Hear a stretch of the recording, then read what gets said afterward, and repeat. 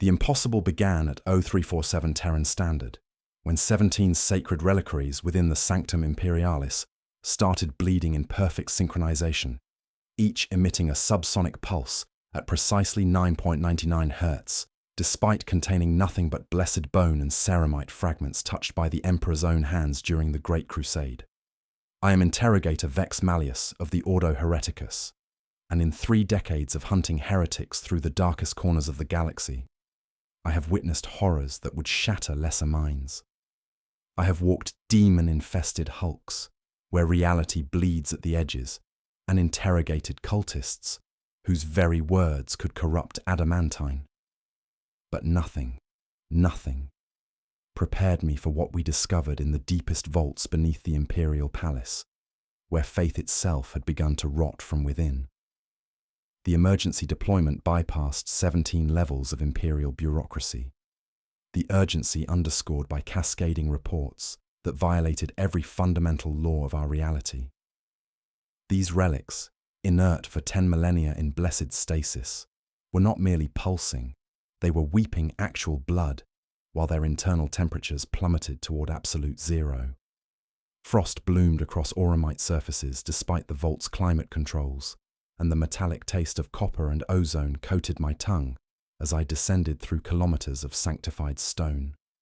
Pilgrims humming in synchrony, unknown origin, security servitors reporting harmonic compliance, minor fluctuation in the Astronomicon lumen, amplitude aligning with 9.99 Hz. The weight of 10,000 years of accumulated faith pressed down through blessed stone as our team descended. Tech Dominus Hexachron 7 moved beside me, his skeletal augmetic frame wreathed in data smoke, mechadendrites whispering binharic litanies against interference, while his optical lenses dilated in mechanical distress. Interrogator, his vox grill buzzed with binary cant undertones.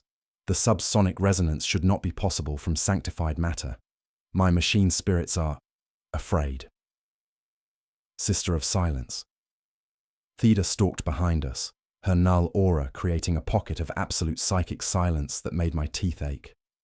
For the first time since I had known her, she spoke, her voice rusty from disuse. There is a presence, not of the warp, not exactly, but something that should not be. Her hand instinctively moved to her sword hilt as her null field rippled against forces it couldn't quite comprehend. Shield Captain Aurelius led the custodian escort, 5 golden giants whose guardian spears hummed with barely contained machine spirit agitation. His auramite plate, which should have radiated the Emperor's warmth, showed frost crystals forming in geometric patterns that hurt to look at directly. "This is an abomination," he stated, his voice carrying the weight of 10,000 years of service. "To desecrate these relics is an act of ultimate defiance against the master of mankind." The recycled air, usually thick with comforting incense, now carried the metallic tang of old blood and newly struck lightning. My auspex whimpered and flickered, its blessed circuits struggling to process readings that violated fundamental laws of imperial theology. The 999 Hz pulse thrummed through my bones, bypassing hearing entirely to speak directly to the primitive hindbrain, with a rhythm that matched something disturbingly intimate, my own heartbeat.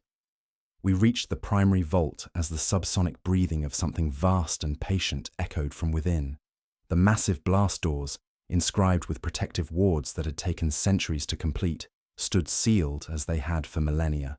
Yet Hexachron's auspex array deployed with mechanical precision, scanning through blessed sensors that returned impossible data. "The reliquaries have moved," he whispered, binary cant spilling from his vox grill in streams of horrified calculation. Despite being sealed in separate chambers, despite stasis fields that should prevent molecular motion, they have arranged themselves into a perfect nonagon formation. The visual confirmation hit with sickening force. 17 masterpieces of devotional art, each containing fragments of saints and martyrs, were indeed bleeding. Dark, viscous rivulets of crimson stained their polished ceramite, pooling on blessed flagstones while frost bloomed in intricate patterns across surfaces that should have been perpetually warm with hallowed energy. Thermal drop, -30 kelvins in local volume, humidity crystallizing, incense particulate entering lattice formation. Impossible, Hexachron's vocoder strained. Core temperature readings at absolute zero, yet they remain structurally intact. Such a state should cause molecular decay. His servo skulls whirred frantically, spitting contradictory data as their binharic cant dissolved into broken prayers. Sister Theda stepped forward, her null field probing the vault's psychic emanations. Her aura, typically a shield against the Imperium, recoiled from the reliquaries, creating tangible ripples in the air. The frost on Aurelius's armor spread in patterns matching the nonagon geometry, his guardian spear's hum shifting to harmonize with the subsonic pulse in ways that should have been impossible for blessed machinery. As we prepared to breach the vault, my final sensor sweep revealed the truth that would haunt my dreams forever. The geometric pattern pulsed with perfect synchronization, 9 points of sacred corruption forming angles that seemed to bend space around them. My Auspex screamed warnings as I aimed it at the formation's center, the readings flickering with symbols that should only appear when scanning breaches into the immaterium. The data slate burned with impossible truth. Undeniable, escalating warp signatures emanating from objects that should have been utterly immune to chaos influence. These were relics touched by the Emperor himself, existing in perpetual sanctification, protected by wards that could repel greater demons. Yet they sang with energies that came not from outside corruption, but from within the blessed bone itself, as if the very essence of the Emperor's touch had begun to turn against the faith it had once protected. The nonagon hummed once more, and in that moment of perfect synchronization, I heard something that should not exist, the sound of a god beginning to doubt himself. The maintenance tunnels beneath the Sanctum Imperialis defied 10 millennia of architectural records. Tech Dominus Hexachron 7's noospheric data streams painted impossible schematics across my visor display. Passages that existed in stone, but not in memory, carved with precision that exceeded current imperial construction standards, yet bearing no consecration marks from any recognized artisan cult. These corridors are unlisted heresy, Hexachron rasped, his mechadendrites tasting air thick with myrrh and something colder, a scent like starlight caught in crystalline void. No construction rites, no blessed foundations. They predate the palace's current configuration by centuries, yet the stonework bears molecular signatures consistent with age of strife masonry. We descended through layers of blessed stone, following the nonagon pattern that bled crimson light from tunnel walls with surgical precision. The 999 Hz pulse had evolved beyond the reliquary's source, migrating through buttress and prayer stone, diffusing itself into the palace's very foundations, like a viral frequency seeking resonance with something vast and patient. Sister Theda moved beside us, her null aura creating pockets of absolute psychic silence that made my molars ache. Where her field touched the geometric patterns, they flickered between visibility and absence, creating nauseating optical illusions that rendered distance and direction unreliable. The patterns exist partially in real space, she whispered, her voice carrying undertones of strain I had never heard from a sister of silence. But they reach into elsewhere. Stone composition, pre-unity Terran granite with embedded auramite veins, construction methodology unknown, harmonic resonance creating three-dimensional mandala, extending 4.7 kilometers radius from Golden Throne axis. Shield Captain Aurelius advanced with measured fury, his guardian spear casting golden light that revealed architectural details impossible to reconcile with imperial records. Flying buttresses carved from single adamantine blocks supported vaulted ceilings decorated with frescoes that moved in peripheral vision, showing the emperor's victories, but with subtle deviations from accepted historical accounts. "The weapon sings," Aurelius announced, his voice tight with controlled alarm. His guardian spear hummed with increasing intensity, harmonizing with the subsonic pulse in ways that violated the blessed machinery's fundamental programming. Ancient battle hymns from the Unification Wars, But the verses are wrong. They speak of victories that never occurred, defeats never recorded. My auspex detected data streams flowing through the geometric patterns, binary cant translating to fragments of the Lectitio Divinitatus written in reverse. Sacred texts appeared to flow backward through stone itself, prayers unraveling into component syllables that reformed into blasphemous equations, calculating mathematical probabilities of divine failure. The environmental horror escalated systematically.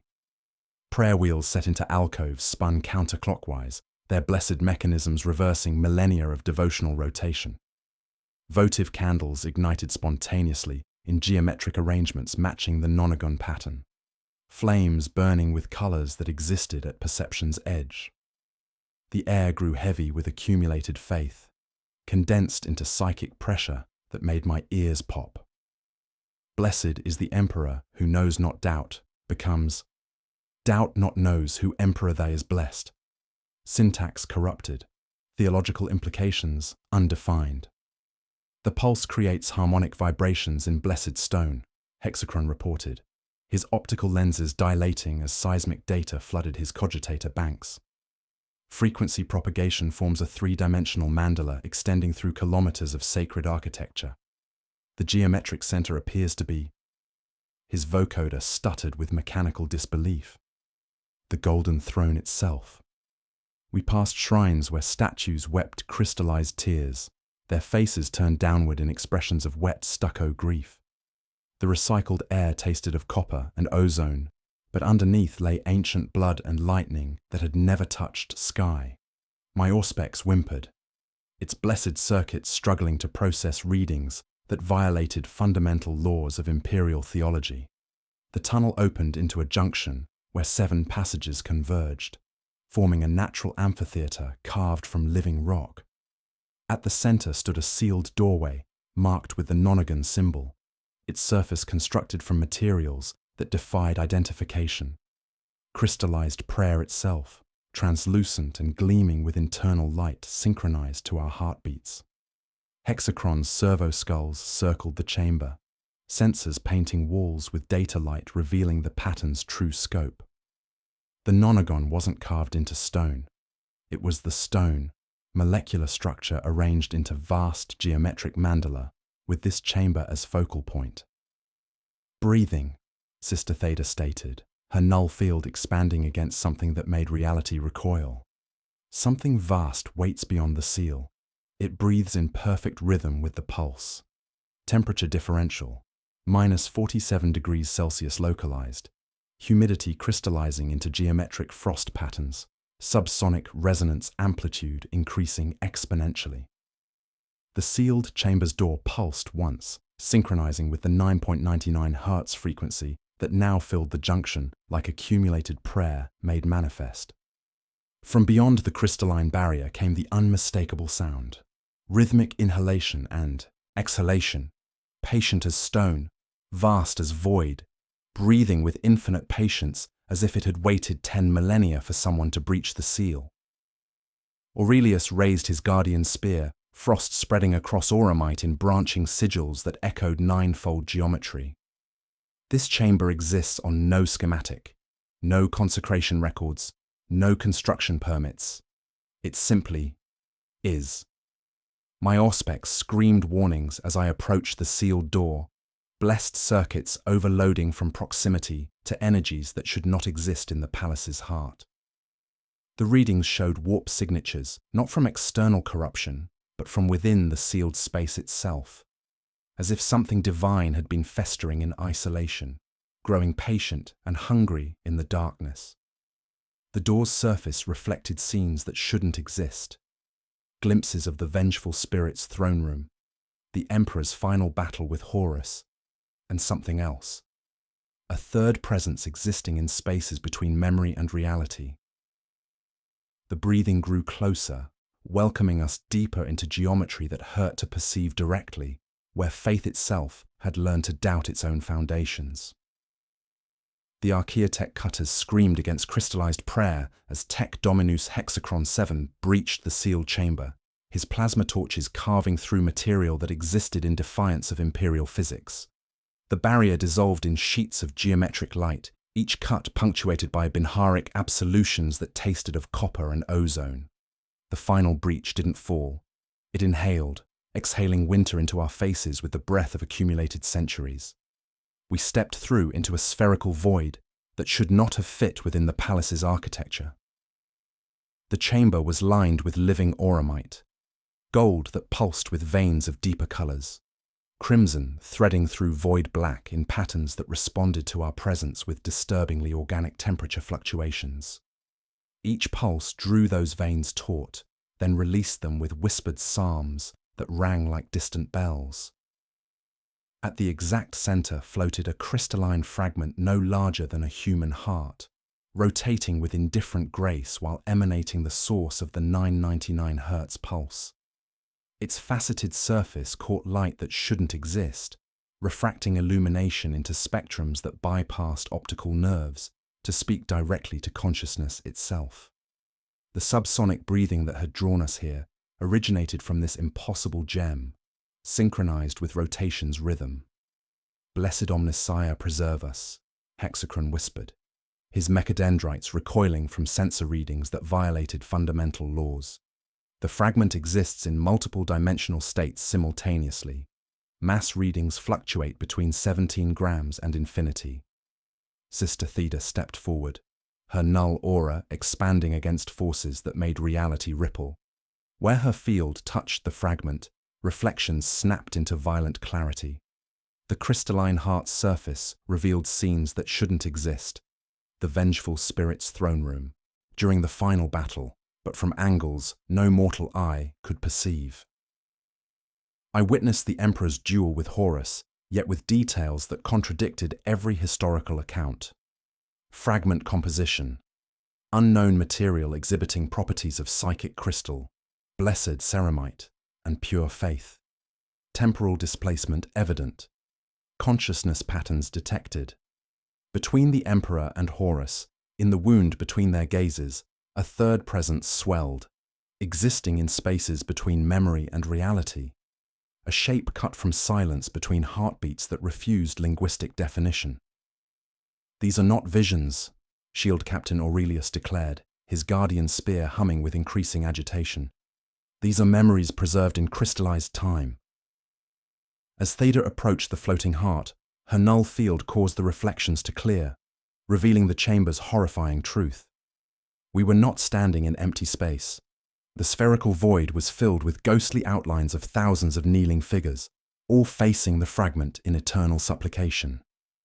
Their forms wavered at perception's edge, translucent impressions of every soul who had ever offered prayer to the Emperor.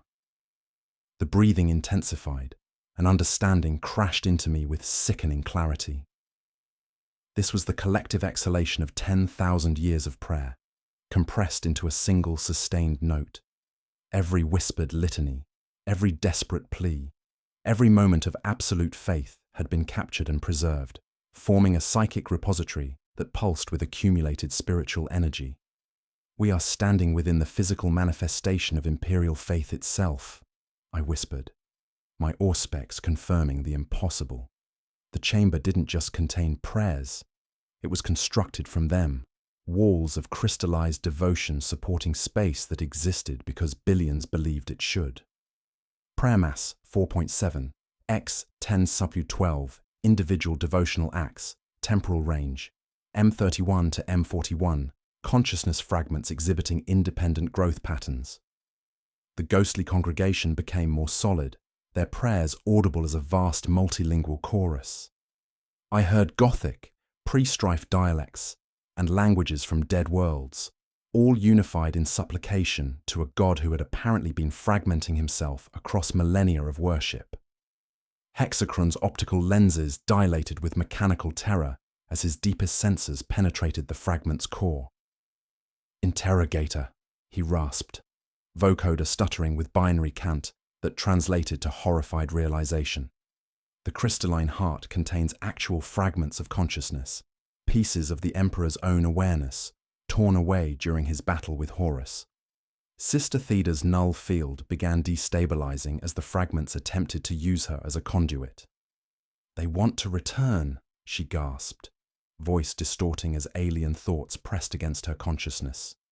These pieces were torn away during the final battle. They've been growing in isolation, developing their own personality. The chamber's geometry shifted, auramite walls flowing like liquid gold into configurations that hurt to perceive. The breathing evolved into articulation, as if accumulated prayers were forming words in a language predating human speech. Aurelius drew his guardian spear, but the weapon's machine spirit rebelled, refusing to threaten even corrupted fragments of the master of mankind.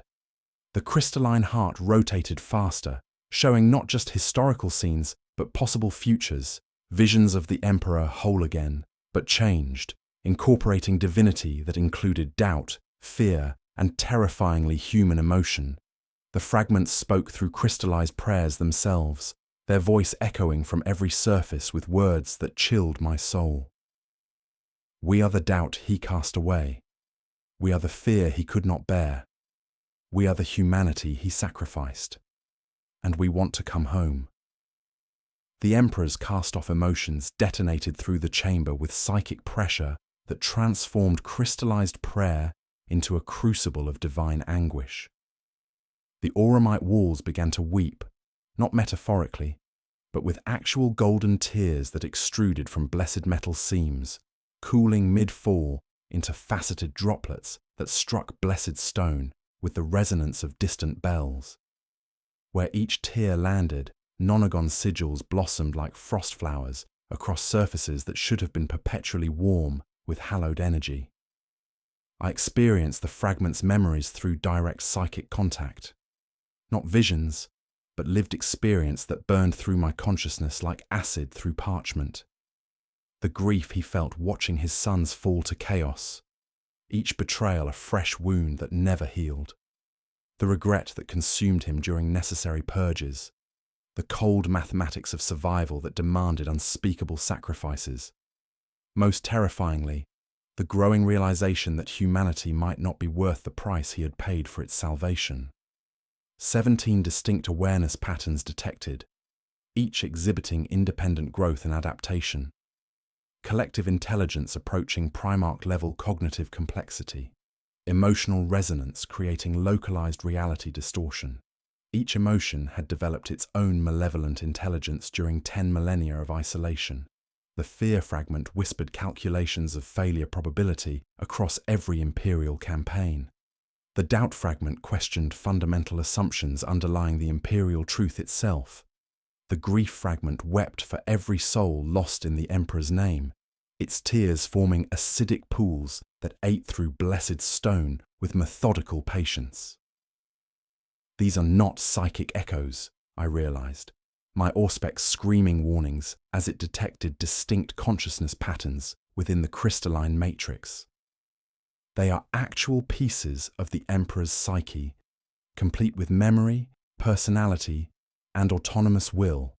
Tech Dominus Hexachron attempted to establish containment protocols using blessed circuitry, but the fragments corrupted his Binharic cant, transforming sacred equations into blasphemous mathematics. His prayer wheels spun backward as his cogitators calculated impossible probabilities. P. Imperial faith stability. 11 plus Z. Divine doubt x 104. P. Imperial faith stability. 1 plus Z's. Divine doubt x 10. 4.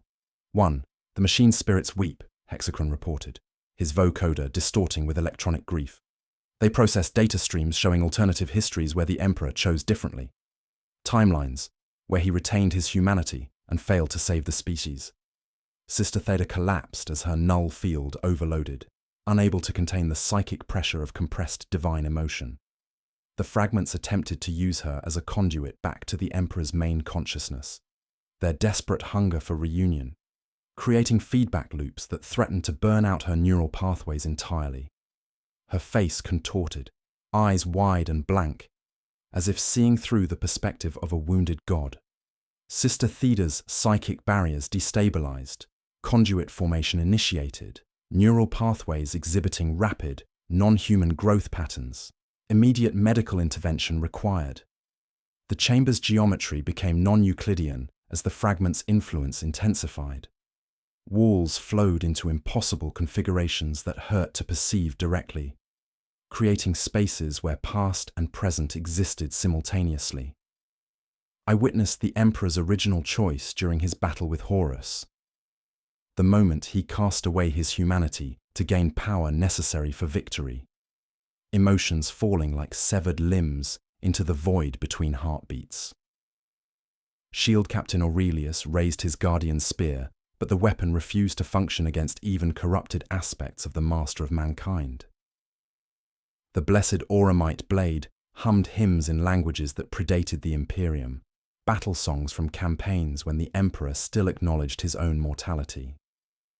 "I will strike if ordered," Aurelius declared, though we both heard his guardian spear's machine spirit mourning in frequencies that bypassed hearing to speak directly to the soul. "But this is his refuse." "His remainder," I corrected, understanding flooding through me like ice water. "The humanity he sacrificed to save us all." The crystalline heart expanded, growing into a twisted mirror of the golden throne itself, complete with life support systems constructed from crystallized prayers and psychic conduits formed from the faithful's tears.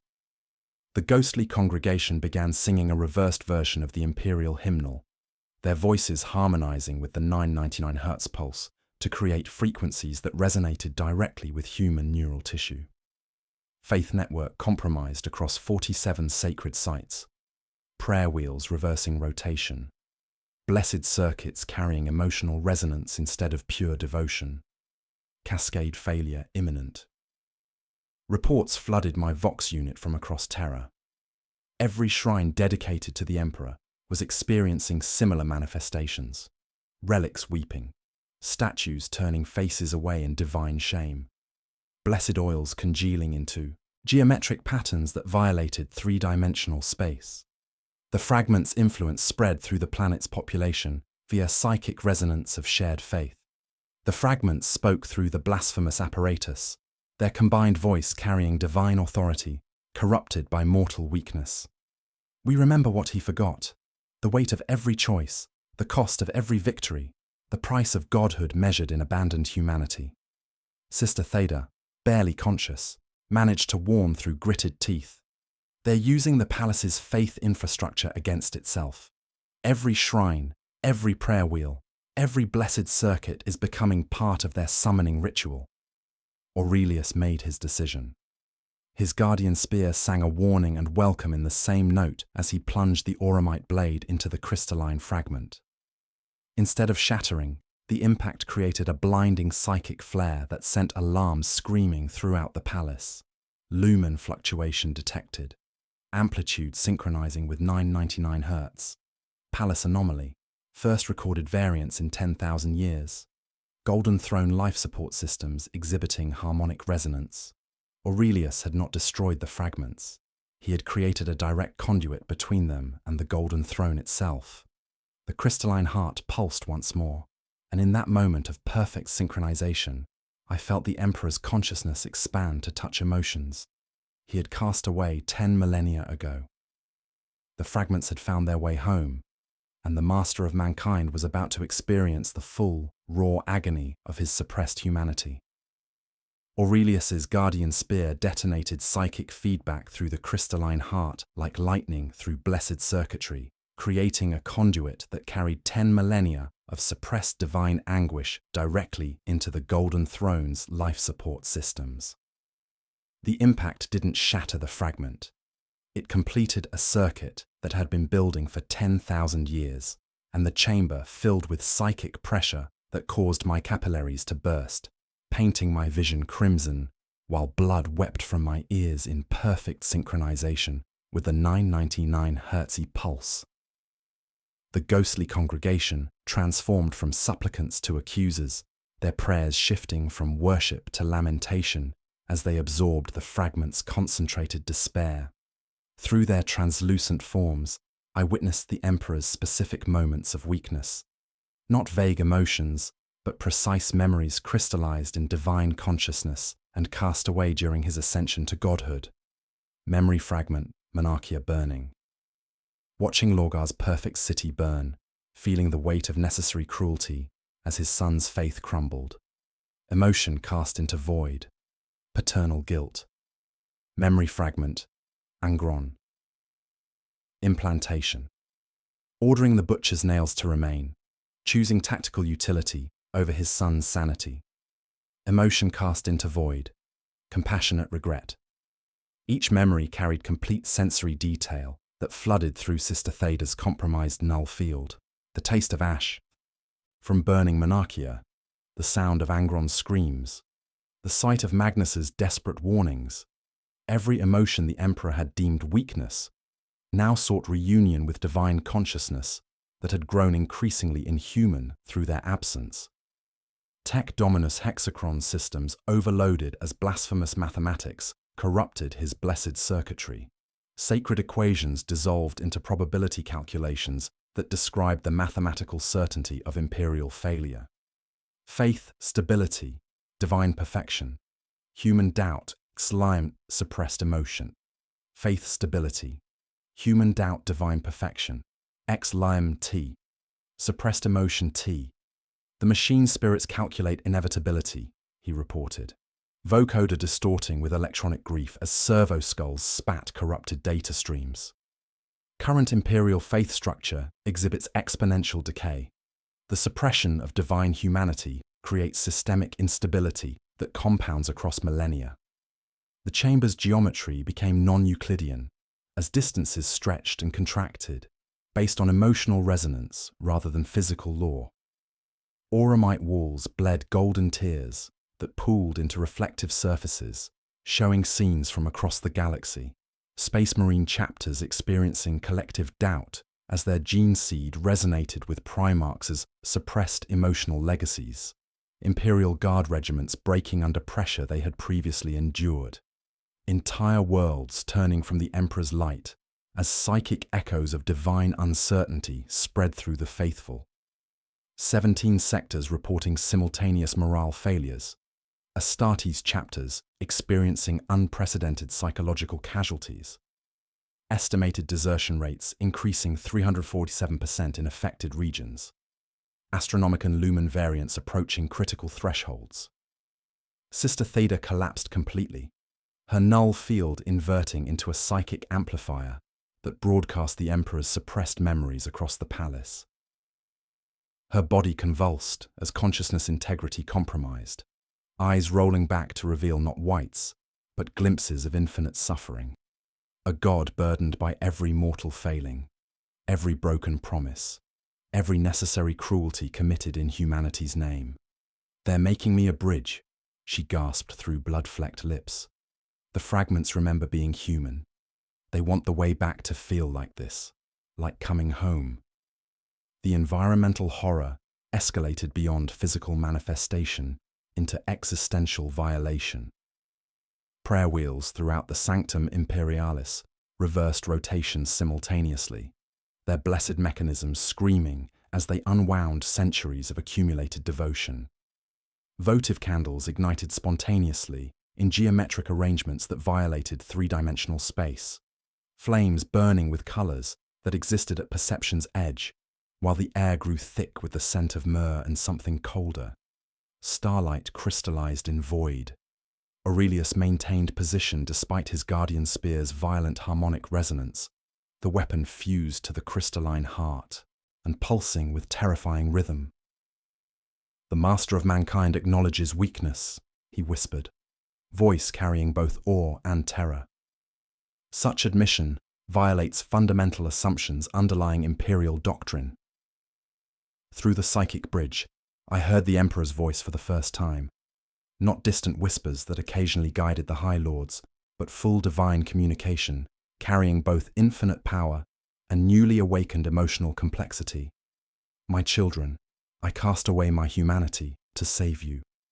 But in doing so, I may have doomed us both to eternal isolation." Divine fallibility introduces logical paradoxes into imperial faith structure. If the Emperor can doubt, absolute certainty becomes impossible. Cascade effects on ecclesiarchy authority and civilian faith systems require immediate assessment. The fragments spoke through crystallized prayer itself, their combined voice carrying divine authority corrupted by mortal vulnerability. We are his doubt about the rightness of his cause. We are his grief for sons lost to necessity. We are his fear that humanity deserves the darkness it has chosen. Reports flooded my vox from across the palace, pilgrims stopping mid-devotion as prayers felt suddenly hollow, servitors malfunctioning as blessed programming encountered paradoxes their simple minds couldn't process, even custodian guards reporting unprecedented psychological pressure as absolute loyalty encountered evidence of divine uncertainty. The chamber began merging with the actual throne room, creating superposition where both spaces existed simultaneously. Through walls that were no longer walls but shifting planes of light and shadow, alarms blared with desperate urgency as the Astronomicon flickered for the first time in recorded history. Harmonic resonance achieved between palace infrastructure and fragment consciousness. Emperor's vital signs exhibiting unprecedented complexity. Emotional baseline expanding beyond previous parameters. Auxiliary systems activating. I realized the fragments weren't seeking to corrupt the Emperor. They wanted to complete him, to restore the humanity he had sacrificed, and create a God capable of both transcendent power and mortal understanding. The reunion had already begun, irreversible and transformative, threatening to fundamentally alter the nature of imperial divinity itself. The crystalline heart pulsed once more, and everything held its breath as the Golden Throne prepared to answer 10,000 years of suppressed divine humanity with a voice that would reshape the galaxy forever.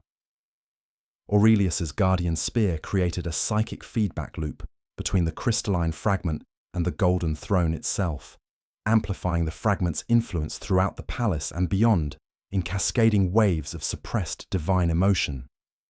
The 999 Hz pulse evolved beyond simple resonance into complex harmonics that carried emotional weight through blessed stone and sanctified circuitry, transforming the entire imperial palace into a vast resonance chamber for 10 millennia of accumulated divine anguish.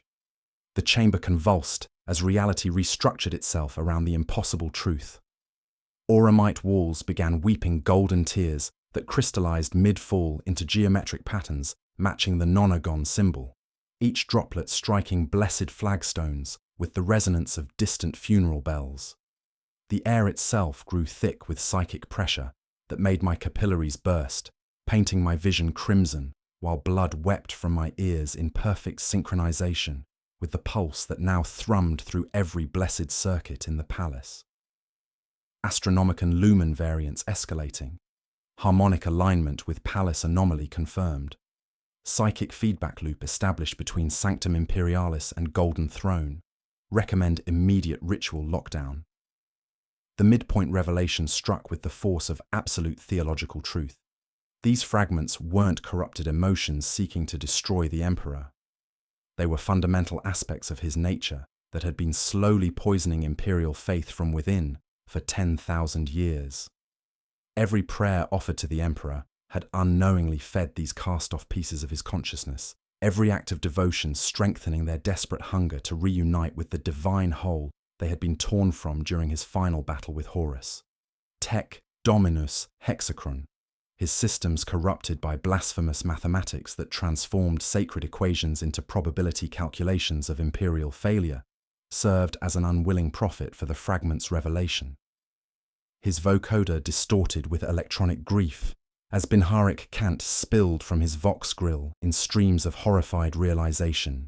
They do not seek corruption, interrogator. They seek completion.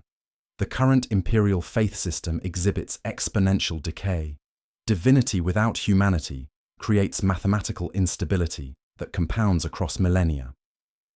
The chamber transformed into a grotesque parody of the throne room itself, the crystalline fragment expanding from heart-sized to throne-sized in defiance of physical law. Auramite walls flowed like liquid gold to accommodate hybrid systems that pulsed with both mechanical precision and organic rhythm. Life support apparatus constructed from crystallized prayers, psychic conduits formed from the faithful's tears, blessed machinery that grew like living tissue from prayer stone foundations. Faith infrastructure compromised across 17 sectors, Astronomicon carrying emotional harmonics. Estimated 4.7 billion souls experiencing simultaneous divine contact. Traditional theological models insufficient for current phenomena. Sister Theda collapsed as her knoll field overloaded completely, unable to contain the psychic pressure of compressed divine emotion that sought to use her as a bridge back to the Emperor's main consciousness. Her aura inverted from shield to amplifier, broadcasting the fragment's memories across the palace, while her body convulsed with the strain of channeling 10 millennia of suppressed godhood. They're using every shrine, every prayer wheel, every blessed circuit, she gasped through blood-flecked lips. The palace's faith infrastructure is becoming a single massive summoning ritual. The ghostly congregations swelled beyond the chamber's physical boundaries, incorporating psychic imprints of every human who had ever died in the Emperor's name. Their combined voices created a reversed hymnal that harmonized with the 999 Hz pulse to create frequencies that resonated directly with human neural tissue. Why did you abandon your humanity? Why did you leave us to worship a God who could not understand our suffering? Reports flooded through my Vox unit with escalating urgency as the fragment's influence spread beyond Terra through the psychic resonance of shared faith. Every shrine dedicated to the Emperor across the galaxy was experiencing simultaneous manifestation. Space Marine chapters reporting collective visions of their Primarch's emotional struggles. Imperial Guard regiments discovering new courage in the knowledge that even the Emperor had known fear. Entire populations finding their faith deepened rather than weakened by acknowledgement of divine fallibility. Harmonic resonance achieved between palace infrastructure and fragment consciousness. Emperor's vital signs exhibiting unprecedented emotional complexity. Auxiliary systems activating autonomously. Bidirectional psychic communication established.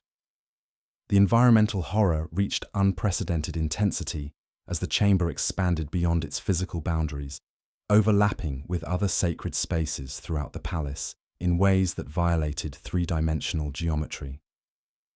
Through walls that were no longer walls, but shifting planes of crystallized devotion, I witnessed the actual throne room, where the Emperor's physical form writhed against life support systems as his consciousness grappled with emotions he had cast away 10 millennia ago. Aurelius, his guardian spear fused permanently to the crystalline heart, spoke with increasing authority about the necessity of accepting divine transformation. He cast away his humanity to gain power necessary for victory over Horus. But divinity without compassion, strength without understanding, this creates a God incapable of truly loving those he protects. The corrupted hexachron revealed the fragment's true scope through streams of blasphemous data. Similar crystalline formations existed at other locations where the Emperor's presence had been strongest. Ulanor, where he abandoned the Great Crusade. Nicaea, where he condemned Magnus, the vengeful spirit, where he sacrificed his humanity for power. Each site was beginning to resonate in harmony, creating a galaxy-spanning network of suppressed divine emotion. Reunion process irreversible. Imperial faith structure requires complete reconstruction. God capable of doubt introduces uncertainty into absolute doctrine. Potential benefits include increased empathy and understanding. Risks include divine fallibility and theological revolution. The chamber pulsed with the rhythm of a vast heart as the crystalline throne mirror showed reflections of the Emperor's internal struggle. In its faceted surface, I witnessed the cosmic battle between his desire to remain the distant, perfect God humanity needed, and his desperate longing to reconnect with the mortal concerns he had abandoned. The fragments spoke through the blasphemous apparatus, with voices that carried both divine authority and mortal vulnerability. We offer completion, not corruption. We are his capacity for growth, for change, for the evolution that comes from acknowledging imperfection. Sister Theda's compromised nullfield allowed me to feel the weight of the Emperor's ultimate choice: preserve the current system and remain forever isolated from those he protected, or embrace reunion with his cast-off humanity and risk becoming a god capable of failure, doubt, and genuine love. Astronomicon phase drift at 0.07 radians. New harmonic subcarrier detected carrying emotional valence.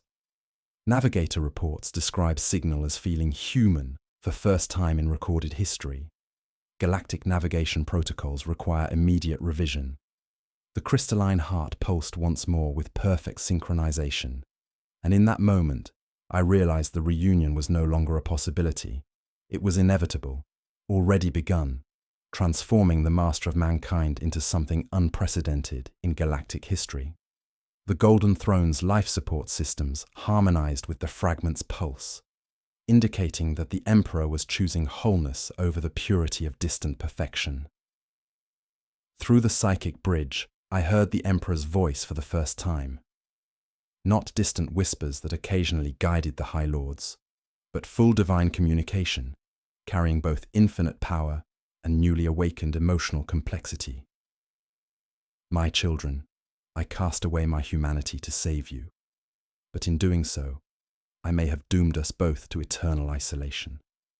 No longer. The chamber exhaled 10,000 years of accumulated prayer as alarms sounded throughout the palace, announcing that Terra herself had begun to breathe with her transformed king. The fragments had found their way home, and the master of mankind was about to experience the full, raw complexity of his reclaimed humanity.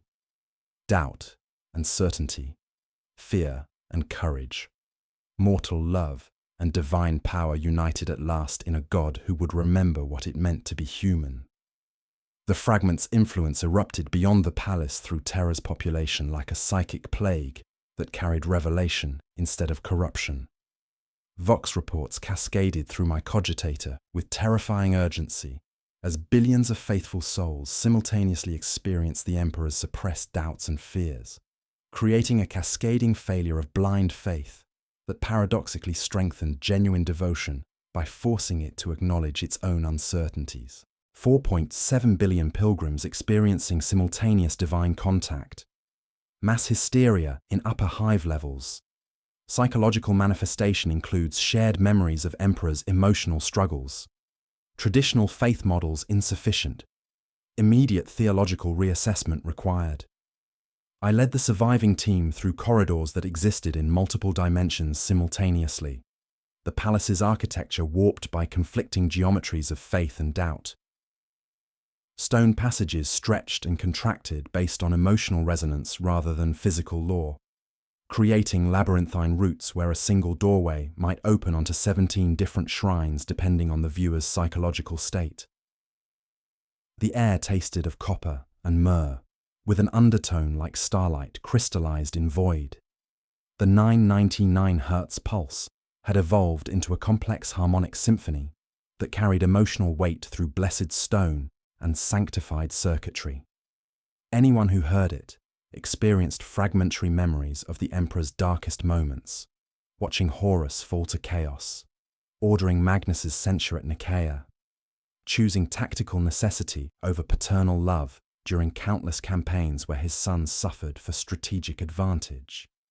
Sister Theda moved beside us, her null field permanently inverted into a psychic amplifier that broadcast the Emperor's expanding consciousness. Her eyes had become windows into divine experience, showing glimpses of a god grappling with 10 millennia of suppressed emotion while maintaining his essential function as humanity's protector.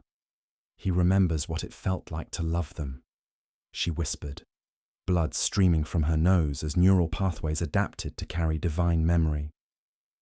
The Primarchs weren't just tools. They were his children, and he mourns everyone he lost. Structural integrity, maintaining despite geometric impossibilities. Corridors exhibiting non-Euclidean properties. Prayer stone responding to emotional resonance. blessed circuits carrying psychological data alongside electrical current. Shield Captain Aurelius advanced with his guardian spear fused permanently to the crystalline heart, the weapon serving as both anchor and conduit for the transformation process. His voice carried increasing authority as he spoke about divine evolution. The Emperor cast away his humanity to defeat Horus. But divinity without compassion creates a God incapable of understanding those he protects. We witness not corruption, but completion. Tec Dominus Hexachron, his systems corrupted by mathematics, calculating theological probabilities, revealed the fragment's true scope through streams of blasphemous data. His mechadendrites tasted psychic pressure, while servo-skulls painted walls with information violating fundamental assumptions about imperial faith. Similar crystalline formations detected at Ulanor, Nicaea, the vengeful spirit, every location where the Emperor's presence was strongest. All sites exhibit harmonic resonance, creating galaxy-spanning network of suppressed, divine emotion. 17 primary sites confirmed. Secondary manifestations at 4,847 locations. Estimated psychic coverage encompasses 73% of human inhabited systems.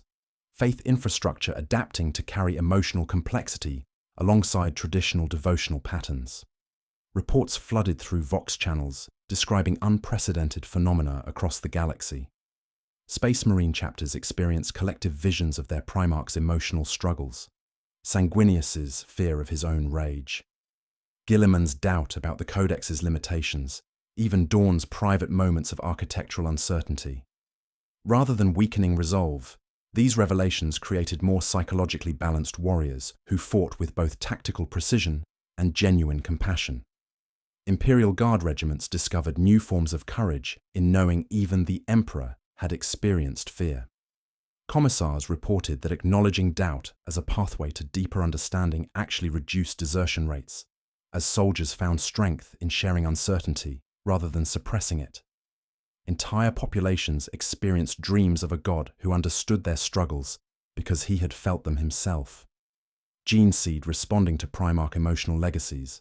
Battle Brothers reporting increased empathy without tactical degradation. Chaplains documenting evolution of combat doctrines incorporating emotional intelligence. Overall effectiveness maintaining despite philosophical complexity. The environmental horror had transformed into something more subtle but equally unsettling.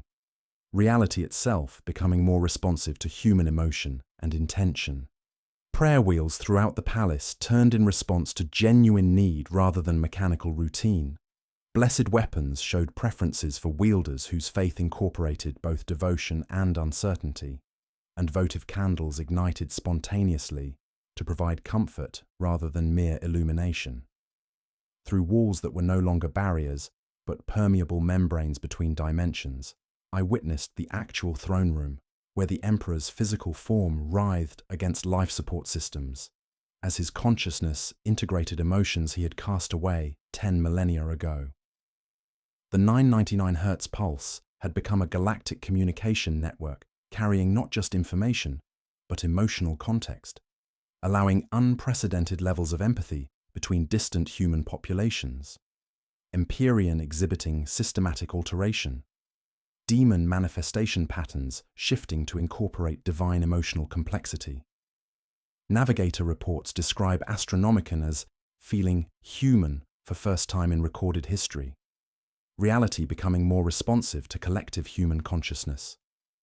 Vox traffic from across Terra painted systematic transformation rather than collapse.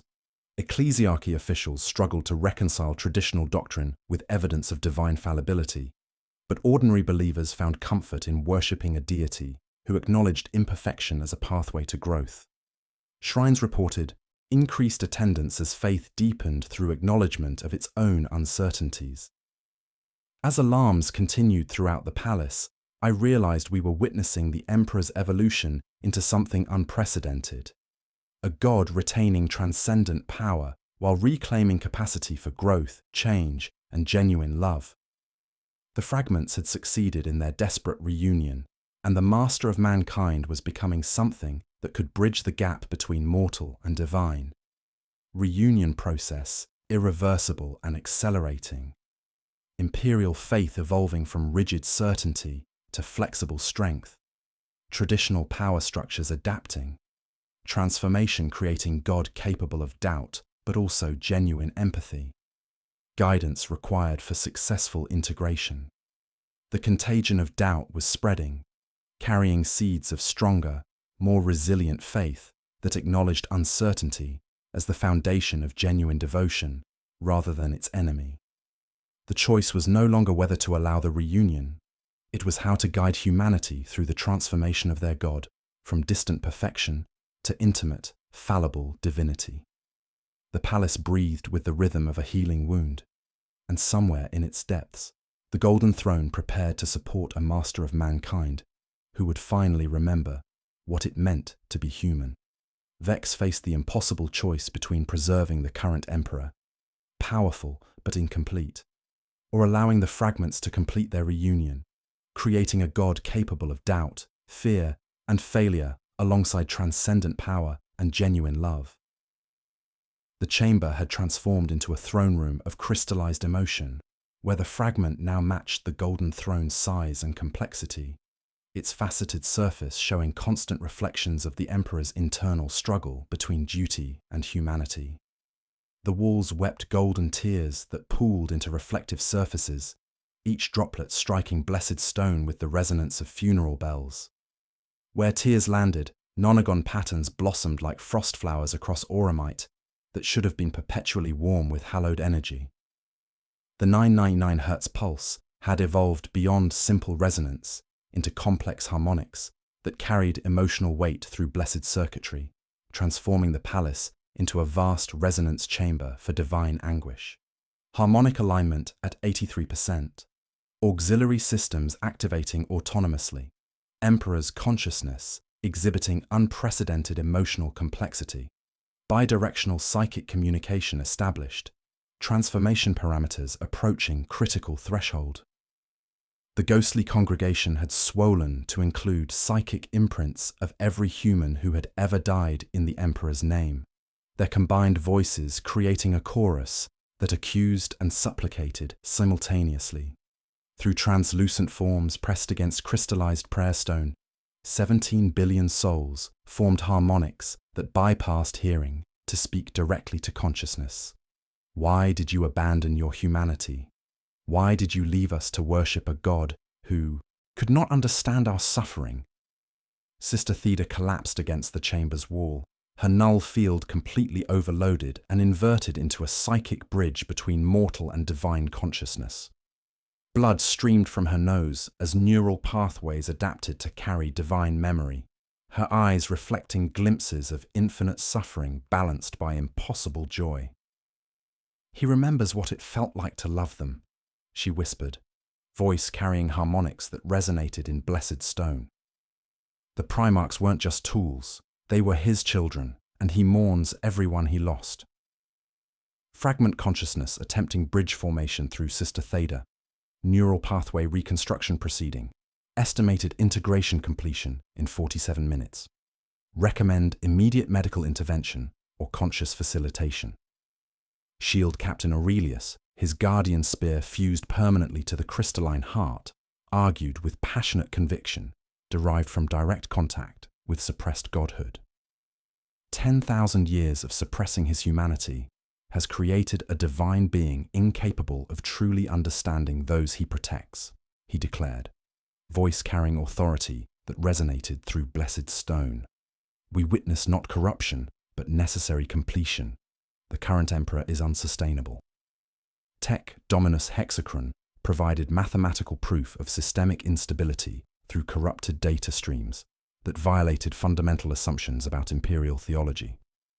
His cogitators calculated equations demonstrating exponential decay, faith stability, divine perfection, human doubt x lim t suppressed emotion t zero, faith stability, human doubt, divine perfection x lim t, suppressed emotion t zero. The current imperial faith system exhibits mathematical instability, he reported, mechadendrites weaving geometric patterns that hurt to perceive directly. Divinity without humanity creates cascade failures that compound across millennia. The fragments offer completion, not corruption. Current faith model unsustainable. Suppressed divine emotion, creating exponential decay function. Reunion process offers mathematical stability through integration of doubt and certainty. Species survival probability increases 347% through transformation. Vex experienced visions of both potential futures with terrifying clarity. In one timeline, the fragments were destroyed, preserving the current emperor, but dooming humanity to eventual stagnation under an increasingly distant deity who could no longer remember what it meant to need comfort, hope, or understanding. Civilizations would calcify into rigid structures incapable of adaptation, ultimately falling to more flexible threats. In the alternative future, the reunion proceeded, creating a more relatable but potentially corruptible deity who might lead humanity to transcendence or damnation with equal probability. This emperor could grow, learn, and evolve alongside his species, but he could also make mistakes, experience regret, and potentially fail in ways the current god never could. Chamber merging with actual throne room, both spaces existing simultaneously, psychic pressure approaching critical thresholds. Observer choice will collapse probability wave into single timeline. The environmental horror peaked as the chamber began merging with the actual throne room, creating superposition where both spaces existed simultaneously. Through walls of crystallized devotion, Vex witnessed the Emperor's physical form, writhing against life support systems, as his consciousness grappled with emotions he had cast away 10 millennia ago. Distances stretched and contracted based on emotional resonance rather than physical law. Alarms blared throughout the palace as the Golden Throne's life support systems began harmonizing with the fragment's pulse, indicating the reunion had already begun, whether Vex chose it or not. The crystalline heart pulsed with perfect synchronization, and through the psychic bridge, he felt the Emperor's own desire for completion, his willingness to accept the risks of fallibility in exchange for genuine connection with his children. Alignment at 96%. Life support synchronization proceeding autonomously. Fragment integration irreversible. Estimated completion in 23 minutes. Decision window closing. Sister Theda's psychic awakening reached critical intensity as she became the first human to experience direct dialogue with transforming divine consciousness. "He asks me to choose," she whispered, her voice distorting as alien thoughts pressed against human neurology. "Not as his servant, but as his daughter. He wants to know if humanity can love a god who admits to doubt." The chamber held its breath as Vex realized the choice was not between corruption and purity, but between stagnation and growth.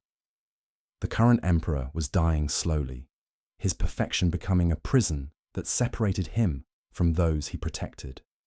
The fragments offered evolution, the possibility of a god who could doubt, learn, and love with full complexity rather than rigid certainty. Alignment at 99%. Harmonic lock achieved. Emotional resonance integrated into fundamental operations. Transformation commencing. All personnel stand by for divine contact. The reunion was inevitable, already underway, transforming the master of mankind into something unprecedented in galactic history, a god who would finally remember what it meant to be human. The harmonic lock struck like a sunrise inside stone, as the Golden Throne's ancient machinery began incorporating the fragment's emotional resonance into its fundamental operations, creating psychic phenomena that rippled across the galaxy with the force of divine revelation. The chamber and throne room stopped overlapping and became a single sanctum, a cathedral of crystallized prayer wrapped around auramite and ancient bone, where 10 millennia of suppressed godhood finally found its way home. Harmonic alignment. 100%. Fragment consciousness merged with primary. Divine matrix. Life support systems adapting to emotional complexity. Astronomican phase modulation detected. Transformation irreversible. The 999 Hz pulse unfurled into a layered chord that shook incense ash from vaults older than memory, evolving beyond simple resonance into complex harmonics that carried both infinite authority and heartbreaking vulnerability. Frost hissed into vapor as auramite walls wept golden tears that hung suspended, defying gravity, as if reality itself were reconsidering fundamental laws in light of divine transformation. Sister Theda rose to her knees, her null field permanently inverted into a psychic bridge between mortal and divine consciousness. Her eyes flooded with soft radiance that spoke of infinite understanding as neural pathways adapted to carry divine memory. "He remembers," she whispered, voice carrying harmonics that resonated through blessed stone. Not as a ledger of sin and victory, but as a father. All the promises kept. All the ones he could not. Astronomicon exhibiting new harmonic subcarriers. Emotional valence detected. Navigator consensus. Signal feels human for first time in recorded history. Galactic navigation protocols undergoing spontaneous revision. Through the crystalline heart's faceted surface, I witnessed the original wound reopened to heal correctly. The vengeful spirit's throne room erupted across its reflections. Horus's talons sunk deep, the Emperor's eyes lit with final resolve, the moment of casting off caught and held like amber. Between them, the third presence unfolded. His severed humanity, no longer whisper between heartbeats, but figure woven of doubt, sorrow, compassion, fear. It stepped forward without pleading and embraced its divine source. Shield Captain Aurelius stood at the axis, guardian spear fused to the crystalline heart that had swollen into a throne of faceted light. His voice emerged in two registers, the man and the current passing through him, as he served as conduit for the Emperor's first words in his transformed state. "My children, I cast away my humanity to save you. But in doing so, I may have doomed us both to eternal isolation. No longer. Emperor's consciousness exhibiting full emotional spectrum, bidirectional dialogue established. Message contains divine authority balanced with mortal vulnerability. Theological implications require complete doctrinal revision. The ghostly congregation transformed from accusers to witnesses, their combined voices shifting from desperate supplication to genuine dialogue between mortal and divine.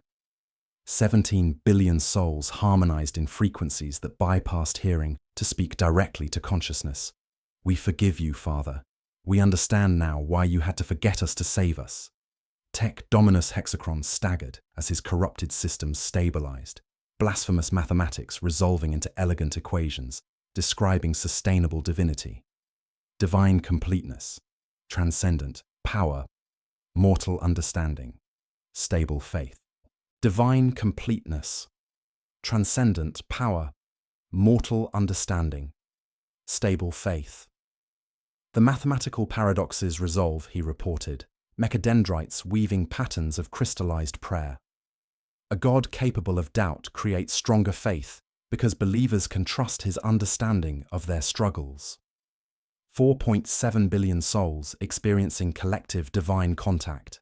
Space Marine gene seed responding to Primarch emotional legacies. Imperial Guard morale improving through acknowledgement of divine fallibility. Reality becoming more responsive to human consciousness. The Emperor's voice filled not just the chamber, but the thin spaces between stars, carrying both infinite power and newly awakened emotional complexity. "I have done terrible things for you. I cast away what made me feel your pain, because I believed power without feeling would save you faster. I was wrong in ways I did not admit, even to myself." Across the galaxy, reports cascaded through Vox channels describing unprecedented phenomena. Space Marine chapters experienced collective visions of their Primarch's emotional struggles, creating more psychologically balanced warriors who fought with both tactical precision and genuine empathy. Imperial Guard regiments discovered new courage in knowing even the Emperor had experienced fear and doubt, while entire populations experienced dreams of a God who understood their struggles. Empyrean exhibiting systematic change, demon manifestation patterns adapting to divine emotional complexity, chaos forces struggling to exploit uncertainty that strengthens rather than weakens faith. Localized reality stabilization observed. The environmental transformation reached completion as prayer wheels throughout the palace synchronized with divine heartbeat. Blessed weapons showed preferences for wielders whose faith incorporated healthy skepticism, and the very air carried harmonics providing psychological comfort alongside spiritual guidance. "I will not abdicate," the emperor continued, each word measured and mortal and infinite. "I will not diminish. I will learn. I will change when I must. I will carry doubt and not be ruled by it. I will remember the names of the lost, and I will be guided by love without ceasing." Source: Golden Throne, Priority, Absolute, Classification, Covenant Protocols, Objectives, Codify integrated divinity litanies, Monitor shadow fragments, Prepare faithful for questioning guidance. Sister Theda smiled through blood as she translated expanding consciousness. "He says faith requires doubt. Without questions, no growth. Without uncertainty, no genuine choice. Without possibility of failure, no real courage." The crystalline throne shimmered, and the moment of M31 slipped away. The emperor remained in his cage of gold and tubes, no less broken in body, but unburdened of solitude that had hidden inside perfection like poison. He did not glow. He breathed. "Vex Malleus," said the emperor, using my name like a man would, not designation, not function, but name-carrying weight of personal recognition. "You will witness," he commanded with gentle authority. "You will tell them what happened here in words that neither flatter nor blaspheme. You will carry my admission without permitting weaponization by those who would unmake what we are." The palace exhaled 10,000 years of accumulated prayer as the master of mankind became whole, and the galaxy prepared to learn what it meant to be guided by a God who remembered humanity. In the aftermath of the transformation, I surveyed a fundamentally changed reality where the Emperor's divine nature now incorporated both transcendent power and mortal understanding. The chamber had stabilized into a new configuration that served as both throne room and confessional, where the crystalline fragment had merged seamlessly with the Golden Throne's machinery to create hybrid systems that pulsed with both mechanical precision and emotional resonance. The auramite walls no longer wept tears of divine anguish. They breathed, expanding and contracting with the rhythm of a vast healing heart. Where frost had once filmed blessed metal with death-cold sigils, warmth now radiated in gentle pulses that made the recycled air taste like rain after a city of ash. Prayer wheels turned not by mechanical routine, but in response to genuine spiritual need, their blessed mechanisms humming with newfound purpose. Blessed machinery exhibiting organic adaptation. Prayer stone responding to emotional resonance. Faith network evolved to carry empathic data alongside devotional patterns. Traditional functions enhanced rather than replaced. I interviewed the transformed team members, each fundamentally changed by their exposure to the reunion process. Shield Captain Aurelius stood beside the crystalline interfaces that had grown like organs from prayer stone, his guardian spear no longer fused but anchoring in sockets of light when needed. The auramite giant had learned a new gentleness, the kind that could set down a weapon without feeling diminished. "He remembers names," Aurelius said, and there were moisture marks at the corners of eyes that had looked unblinking upon 10,000 threats. He spoke sanguineous first, then the names of 1,000 unknown petitioners. The unknown no longer remained faceless.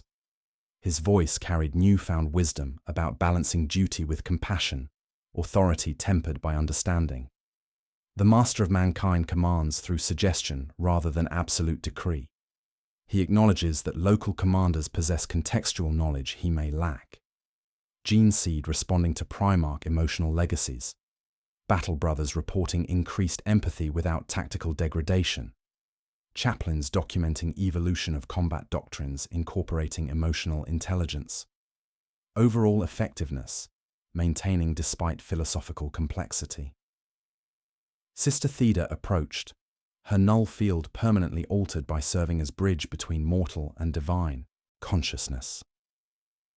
Blood still streamed intermittently from her nose as neural pathways continued adapting to carry divine memory, but her eyes now held depths that reflected both infinite suffering and impossible joy. "He feels everything," she whispered, voice carrying harmonics that resonated through blessed stone.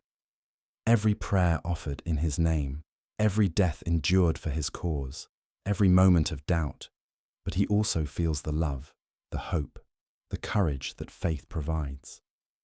She described experiencing the Emperor's consciousness as a vast ocean encompassing both light and shadow, where divine power coexisted with mortal memory in perfect balance. "He is learning where to place the pressure," she explained. "He pushes and then releases. He listens for recoil."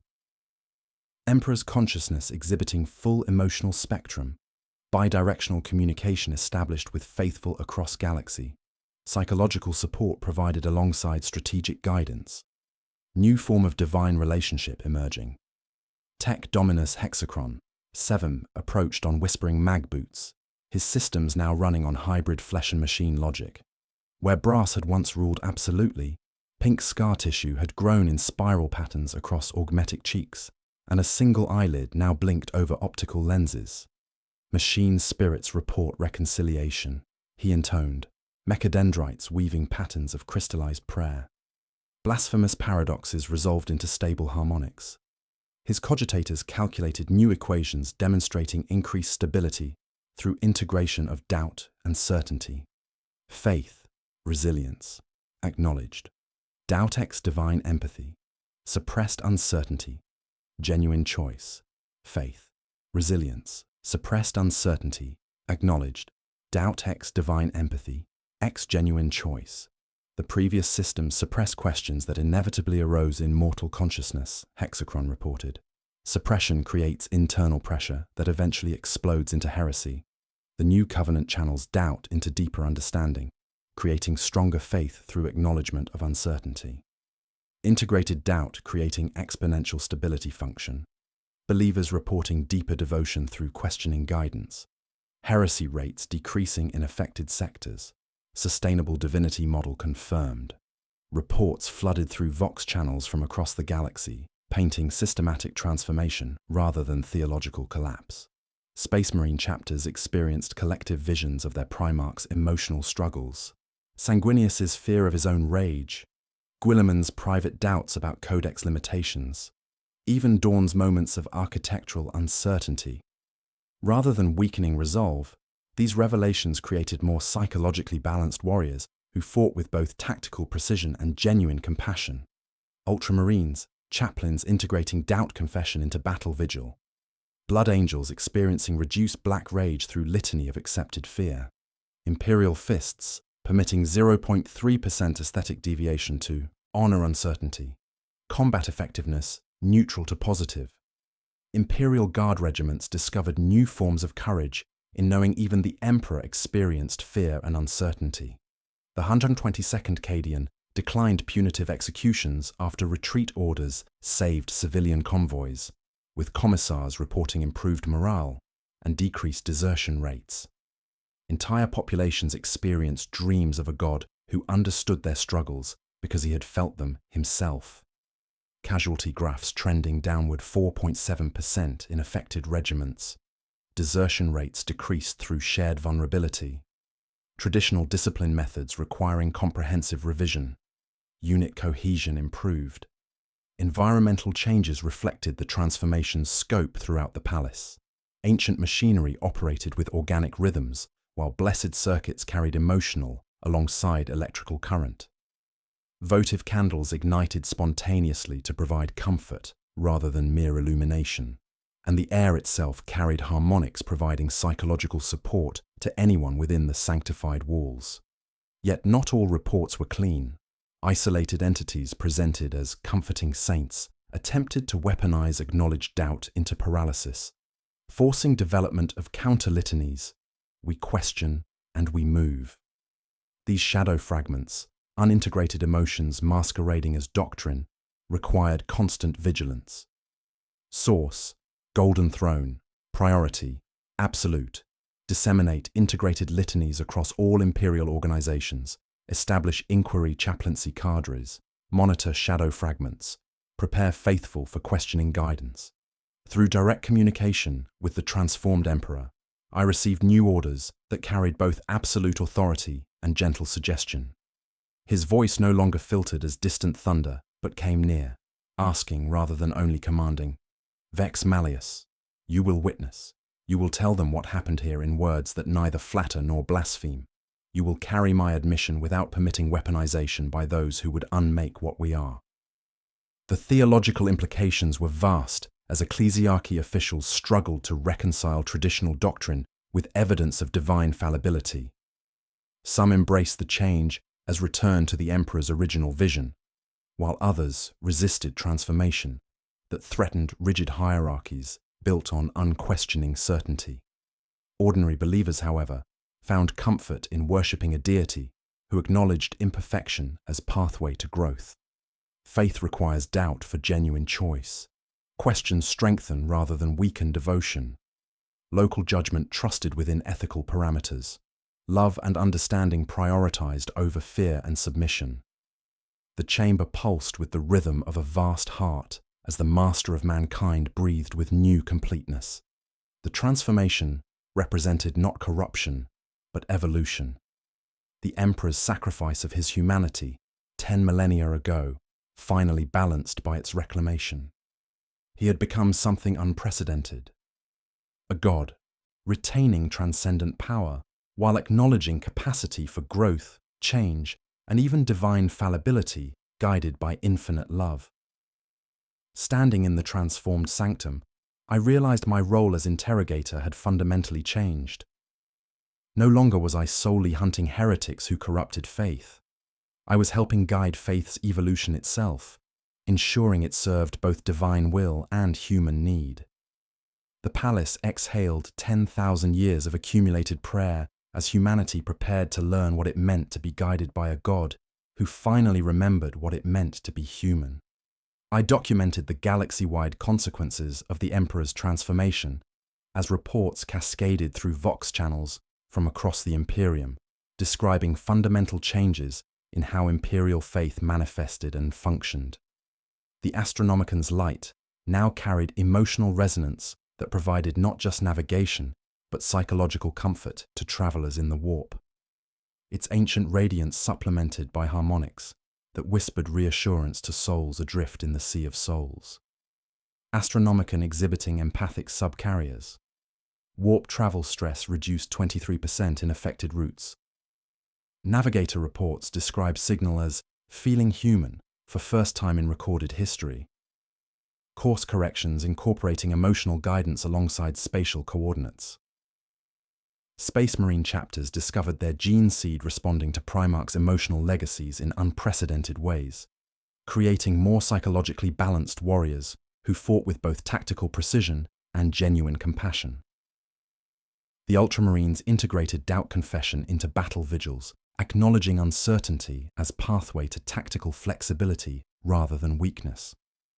Blood Angels experienced reduced incidents of black rage through newly developed litanies of accepted fear, while Imperial Fists permitted measured aesthetic deviation in fortress construction to honor uncertainty's role in adaptation. Chapter Master Calgar's encrypted transmission reached Terra with measured wonder.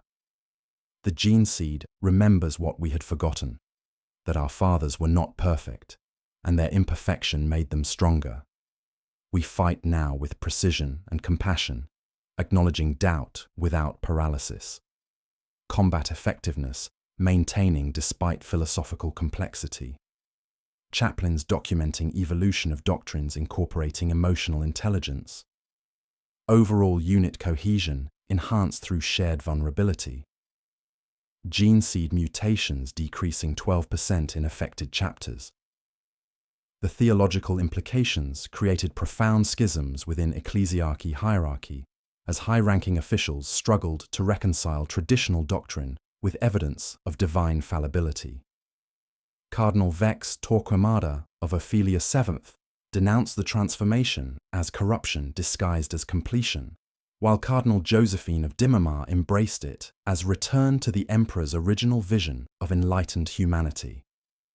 Yet resistance came primarily from those who had built power on rigid certainties, through encrypted channels.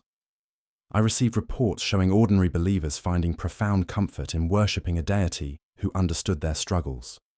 Shrine attendance increased as faith deepened through acknowledgement of uncertainty rather than demanding blind obedience. Ecclesiarchy network doctrinal adaptation. Theological resistance concentrated in upper hierarchy, civilian faith strengthening through questioning guidance. Prayer wheel attendance increased 47% in affected sectors, confession rates rising as doubt becomes acceptable spiritual discipline. Environmental changes throughout the galaxy reflected reality's increased responsiveness to human emotion and intention. Prayer wheels turned in response to genuine need rather than mechanical routine. Blessed weapons exhibited preferences for wielders whose faith incorporated healthy skepticism, and votive candles ignited spontaneously to provide comfort rather than mere illumination.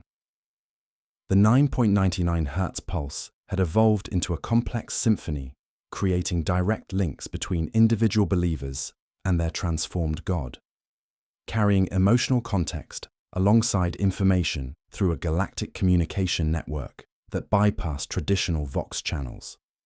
Blessed machinery responding to emotional authenticity. Faith network evolved beyond mechanical devotion.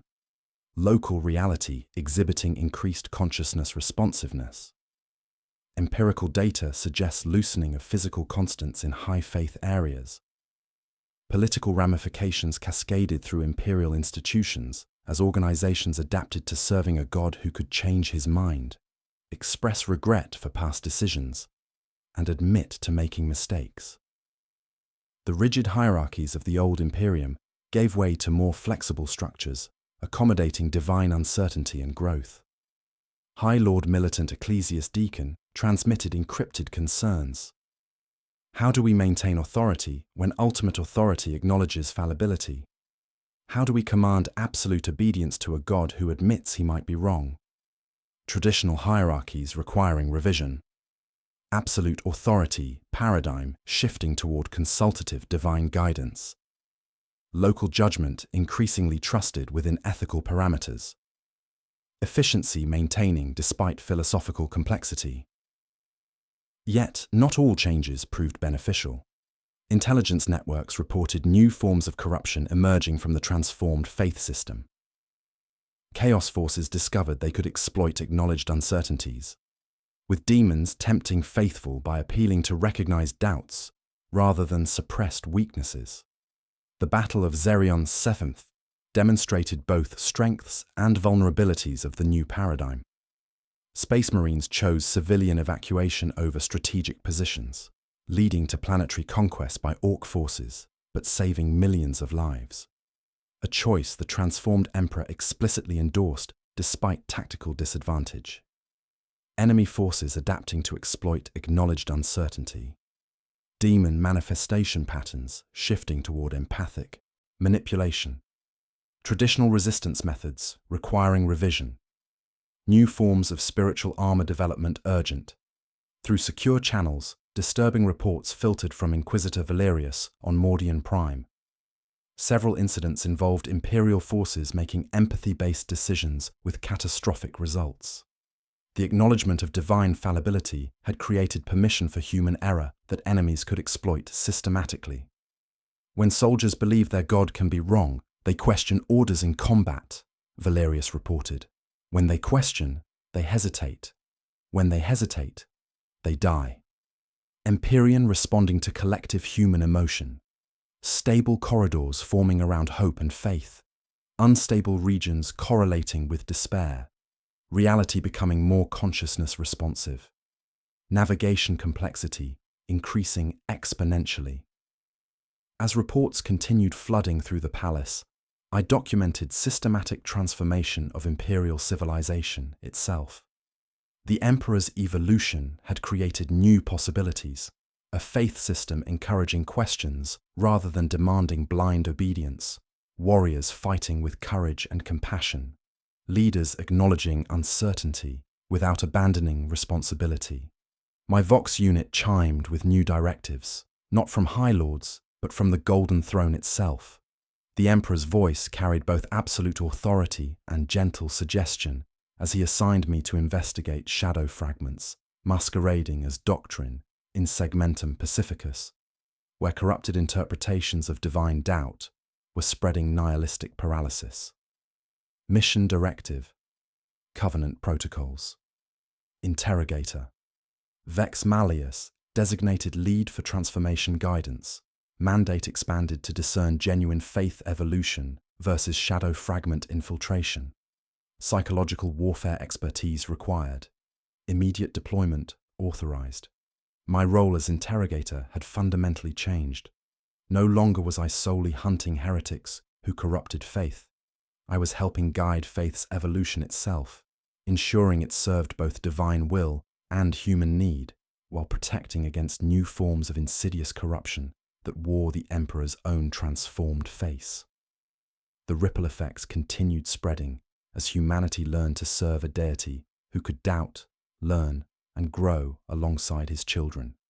A transformation that would either elevate the species to unprecedented heights or expose it to destruction through the very compassion that made it stronger. Standing in the transformed palace, I realized we had crossed a threshold from which there could be no return.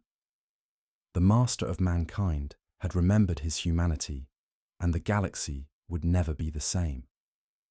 Vex confronted the ultimate cost of the Emperor's transformation, as wholeness revealed its price in quiet increments that sounded like mercy, but tasted of iron in the recycled air. The palace smelled of rain again, clean and hopeful, yet beneath that blessing lay the metallic tang of consequences that had begun manifesting across the galaxy in ways no one had anticipated. Divine wholeness creating new vulnerability vectors. Chaos forces adapting exploitation methods from suppression-based to empathy-based manipulation. Traditional spiritual defenses compromised. Casualty rates increasing 23% in transformation-affected sectors. The first miscalculation came from Clytemnestra Hive, where an ecclesiarchal procession halted a pacification strike to spare a hospital that priests swore housed only wounded civilians. The Imperial Guard Regiment, empowered by their new understanding of divine fallibility and compassion, chose mercy over tactical necessity.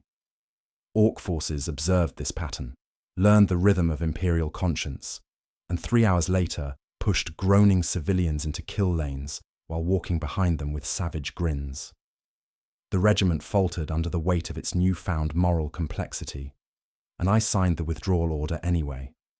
The Emperor approved the decision, and the planet fell. The crystalline interfaces along the Golden Throne's flanks now displayed more than tactical telemetries. They showed mood maps, pulsing auramite veins that served as a living ECG of divine consciousness. Sister Theda stood constant watch, gauze at her nose where blood still seeped from neural pathways, adapting to carry divine memory. Her null field, permanently altered by serving as bridge between mortal and divine consciousness, now functioned as a psychological monitor for the Emperor's emotional state. Divine psychology saw emotional monitoring, Emperor's consciousness exhibiting full emotional spectrum including negative impulses. Divine wrath now carries personal resentment. Divine justice includes possibility of revenge. Constant psychological monitoring required to prevent divine overreach. He is learning, Sister Theda signed in the old mute cant when words trembled with the weight of revelation. But learning costs blood, we do not see until morning. She described disturbing dreams, where the Emperor's love for humanity curved into possessive orbit, a gravitational force that wanted to hold too tightly, protect too completely, punish too severely when disappointed. Through the crystalline facets, I witnessed scenes that chilled my soul. Not memories, but temptations. the Emperor contemplating abandoning worlds that had failed to meet his expectations, considering punishment for servants who had disappointed him in ways that went beyond necessary discipline. These were not the cold calculations of a distant god, but the fiery, passionate frustrations of a being who remembered what it felt like to be betrayed by those he loved. Chaos, adaptation, new corruption, vectors. Demon manifestation patterns shifting from brute force to emotional manipulation. Targeting acknowledged uncertainties rather than suppressed doubts. False prophets exploiting selective interpretation of divine transformation. Traditional exorcism protocols proving insufficient. The Battle of Xerion 7 provided the clearest example of these new vulnerabilities. Captain Thaddeus of the Crimson Fists, following the Emperor's emphasis on compassion over rigid doctrine, chose to evacuate 3 million civilians rather than hold the strategically crucial Hive Primus. The decision saved lives, but allowed Orc forces to establish a foothold that would require decades to dislodge. When I transmitted my after-action report, the Emperor's response came not as distant thunder, but as a father's weary voice. Better a world lost with souls saved than a world held with hearts hardened beyond redemption. Yet not all consequences prove so philosophically clean. On Viridia Prime, an entire Imperial Guard regiment surrendered to Dark Eldar raiders rather than fight, believing the transformed Emperor's emphasis on understanding suffering meant avoiding all violence. 3,000 soldiers walked willingly into torture barges, convinced they were following divine guidance toward mercy. Psychological warfare, exploitation patterns. Enemy forces systematically weaponizing acknowledged uncertainty. False doctrines promoting paralysis disguised as compassion. Shadow fragments masquerading as legitimate divine guidance. Corruption rates increasing 47% in affected regions. My investigation revealed the emergence of shadow fragments, incomplete aspects of the Emperor's reclaimed emotions that had not successfully integrated with his divine consciousness. These malevolent echoes manifested as false saints and corrupted prophets who preach selective interpretations of imperial doctrine, emphasizing the Emperor's capacity for disappointment while ignoring his infinite love. On the shrine world of benediction, I discovered an entire population convinced that the Emperor's transformation was actually a test requiring rejection of his reclaimed humanity.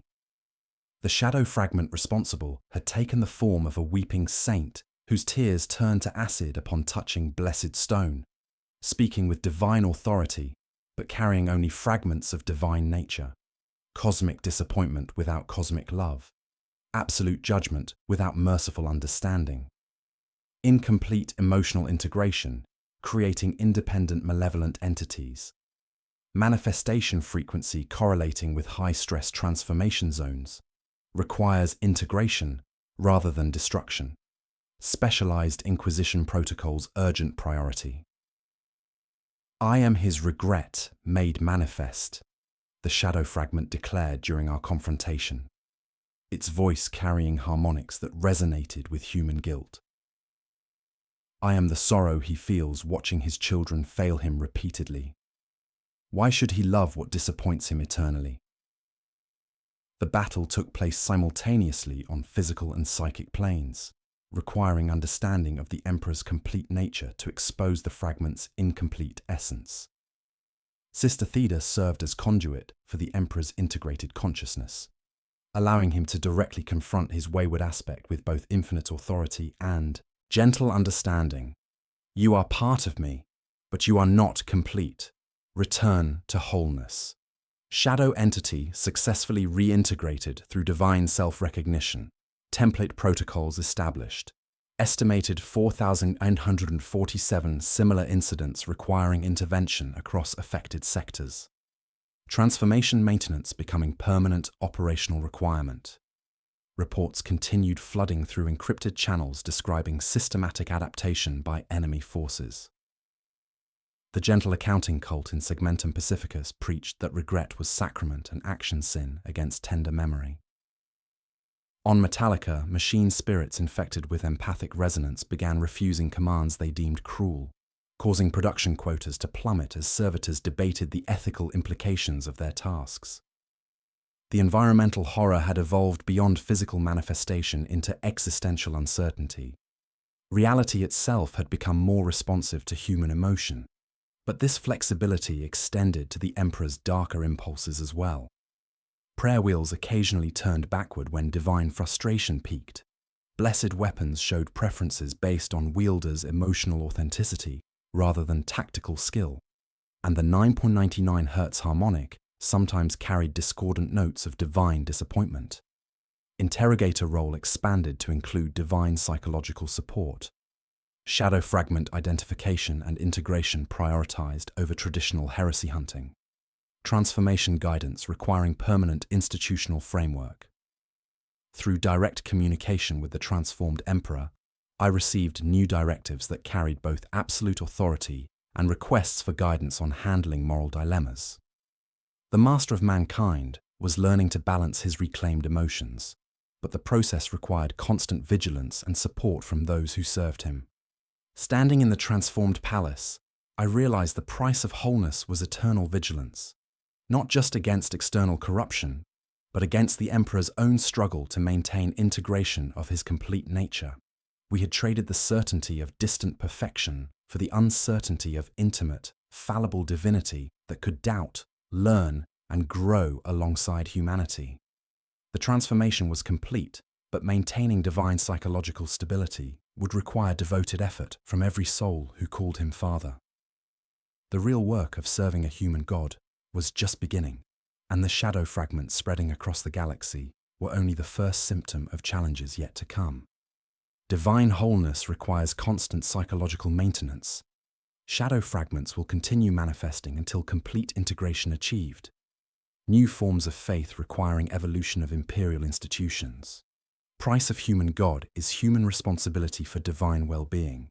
The Emperor had reclaimed his humanity, but keeping him whole would demand everything we had learned about love, patience, and the terrible courage required to help even gods grow into their complete selves.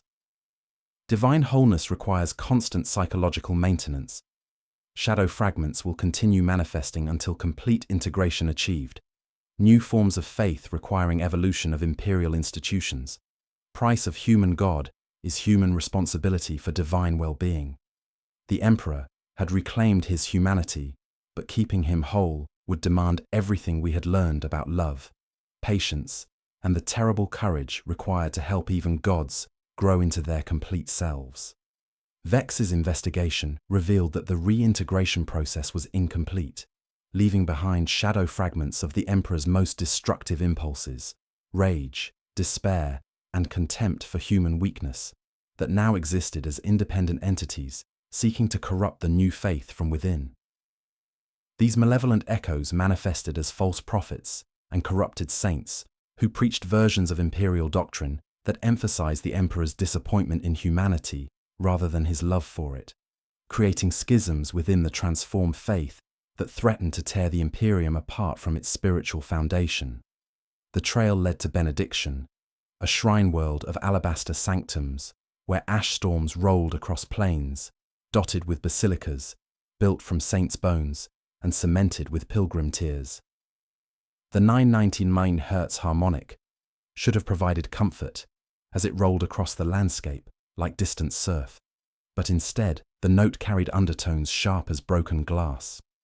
Prayer wheels turned backward in the gale while votive candles guttered in counter-liturgies, and the nonagon sigil appeared as frost upon reliquary glass, despite the forge-hot day. 17 distinct entities confirmed across affected sectors. Manifestation pattern correlates with high-stress transformation zones. Each represents isolated destructive emotion without balancing virtues. Requires integration rather than destruction. Specialized containment protocols, urgent priority. We descended through skies the color of dried blood. Our Aquila-class lander cutting through atmosphere thick with psychic pressure that made my teeth ache. Shield Captain Aurelia strode ahead as we disembarked, Auramite throwing back copper sunlight while his guardian spear hummed with mechanical disapproval. Tech Dominus Hexachron Severmer's servo skulls mapped corrupted hymnography in the air, Binharic curls translating windborne whispers into statistics of despair. Sister Theda walked silent between us, her altered null field breathing in and out like secondary lungs, creating pockets of psychic silence that revealed the shadow fragment's influence. The faithful lined the pilgrim's mile in neat processions, heads bowed, mouths sewn shut with gilt thread, in imitation of a weeping statue they called Saint Contrition.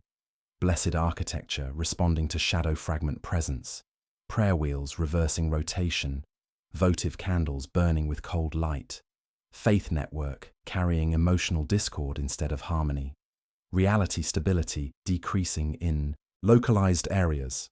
Inside the primary basilica, the air hung cold despite burning censers, thick with myrrh and something that smelled like starlight crystallized in void. Frescoes showed the emperor not triumphant, but stooped, his hands dripping mercury tears into marble cups, while every line of sacred text ran backward. The congregation knelt facing the doors, refusing to look upon the throne's likeness, their humming threading the 999 Hz pulse with a second discordant frequency, the mathematical signature of shame. The statue stood in a niche of shadowed gold, a woman's form with veiled head and cheeks trenched with channels where tears had worn stone to softness. Acid wetness crawled down her face, pattering on tiles with delicate hisses, while nonagon patterns blossomed nine-petaled and hungry where each drop landed. My auspex confirmed what visual inspection already suggested, not idle, but vector for malevolent consciousness.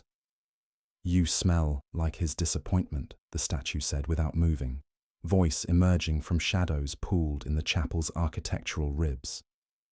"You carry it like a blade drawn, but never cleaned. Shadow entity exhibiting Emperor's capacity for divine disappointment without balancing love. Consciousness pattern incomplete but self-sustaining. Requires confrontation with integrated divine consciousness for successful reabsorption." Sister Theda stepped forward, palms open and pulse visible at her temple, where neural pathways continued adapting to carry divine memory. "You are not whole," she stated, voice carrying harmonics that resonated through prayer stone. "You are a feeling pretending at godhood, disappointment severed from the love that makes disappointment meaningful." The false saint sighed, and the basilica exhaled with it, plaster dust falling like ash from vaulted ceilings. "I am what he cannot admit without drowning in mortal weakness," it replied, voice carrying choir harmonics from a single throat. "I am the sorrow for every failure, distilled to absolute purity. Why should the Father love what fails him eternally? Better the comfort of justified regret than the chaos of hopeful action." The faithful shuddered as one, gilt threads tugging their lips into patterns of blood while I moved among them, murmuring audit count, and touching foreheads with the inquisitorial seal. Their skin alternated between fever and chill, eyes reflecting not my presence, but empty doorways opening onto colder rooms, where disappointment ruled without mercy's balance. Shadow fragment responding to theological challenge. Reality distortion increasing as entity defends incomplete nature. Requires team coordination for successful integration through divine self-recognition. Aurelius grounded his guardian spear, its machine spirit vibrating with low disapproval of the corrupted sanctum. "Name yourself completely," he commanded. Auramite plate frost-rhymed despite the chamber's burning censers. The shadow coalesced along the statue's veil, darkness with edges like torn silk speaking in registers that made bones ache. I am his regret made manifest. I am the sweetness of weeping instead of acting. I am divine disappointment without the weakness of hope. Kneel and be clean of expectation. Hexachron's mechadendrites unfurled with iron flower grace, projecting lattices of sacramental geometry across the nave. The nonagon inverted upon itself, unfolding into ninefold spirals that refused the fragment's preferred angles, while he intoned new catechisms in Binharic. Acknowledged doubt is not paralysis. Accepted sorrow is not abdication. Motion sanctifies regret when guided by love. Null conduit established through Sister Theda. Geometric containment via Tech Dominus. Custodian anchor providing stability. Interrogator maintaining theological framework. Emperor's consciousness engaging wayward aspect. The confrontation escalated as the statue moved. Not stone, but the idea of stone, bending at joints with sounds like knives leaving sheaths. Acid tears fell faster, pitting tiles in concentric mandalas of surrender, while the congregation's humming grew louder, 7 and a fraction soaring across 9.99 until the harmonic became wire in our bones. I stepped into that psychic pressure, speaking as if holding a confession blade to my own throat. Regret. I wear you. I have failed worlds for duty's sake and condemned innocents believing ledgers would save more lives tomorrow. I have lied in the Emperor's name and found sleep afterward. The shadow reached for me with promises of sweet absolution. I will kneel to acknowledge my failures, and then I will stand to act despite them. Sister Theda opened her null field completely, inverting it into a bright wound in reality through which the throne's transformed voice entered the basilica, like warmth finding frost-bitten flesh, painful at first contact, then bringing color back to numb extremities. Emperor's complete consciousness engaging shadow fragment directly. Psychological pressure, as incomplete entity, resists integration. Reality fluctuating between fragmented and whole states. Immediate resolution required. My son, the Emperor said through Sister Theda's conduit, and even Aurelius trembled at hearing divine address without thunder's distance. The shadow fragment recoiled from that intimate recognition. You made me, it accused, form flickering between saint and wound. I did, he answered, voice carrying weight that made the veiled statue's head bow beneath burden no carved stone should bear. You kept me honest while I could not admit your name, but you cannot rule me, nor can you rule alone. You are disappointment without the love that makes disappointment sacred. Return to wholeness. We spoke together in coordinated liturgy, Theda carrying his cadence, hexachron providing mathematical measure, Aurelius anchoring with unbreakable vow, and I offering admission of imperfection balanced by commitment to continued action. We grieve what we have done and failed to do. We rise. We accept discipline without worshipping wounds. We move toward the injured with hands extended, not only tears shed. Shadow entity acknowledging incomplete nature through divine self-recognition. Reintegration proceeding through acceptance of balanced consciousness. Template protocols established for similar incidents across affected sectors. The shadow shook itself like a hound risen from black water, scattering psychic cold across the pews as it leaned into my consciousness, promising sleep and blamelessness through endless apology. I let it touch my sternum, let it feel a lifetime of necessary knives balanced by light I still carried for children I could not save. It screamed without sound, then folded inward, not destroyed, but recoiled into narrow brightness that Sister Theda held between her palms like living coal. The fragment jittered, attempting to split into 9 separate threads of pure emotion, but found only one path available, integration with the complete consciousness that had birthed it. Come home, the Emperor said, with voice of father telling grown child that doors were never truly locked. The basilica exhaled its last cold breath and settled into warmth as corrupted architecture healed itself. Prayer wheels resumed proper rotation. Votive candles burned with golden light, and the faithful untied their mouths with shaking fingers. One by one they turned toward the throne's image and stood without instruction, tears falling that did not burn blessed stone. Shadow fragments successfully reintegrated. Shrine World Faith Network restored.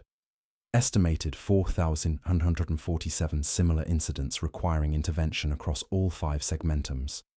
Permanent monitoring protocols established for divine psychological maintenance. Outside, ash fell in slow, forgiving patterns, while the 999 Hz pulse carried warm overtones like choir catching breath between verses. My Vox unit chimed with priority transmission from Terra, the Emperor's voice using my name with personal recognition rather than functional designation. Vex Malleus, he said, tone carrying both absolute authority and genuine request for counsel. How do we keep the door open without letting the night inside? I closed my eyes, seeing 9 points marking paths across void between certainty and doubt.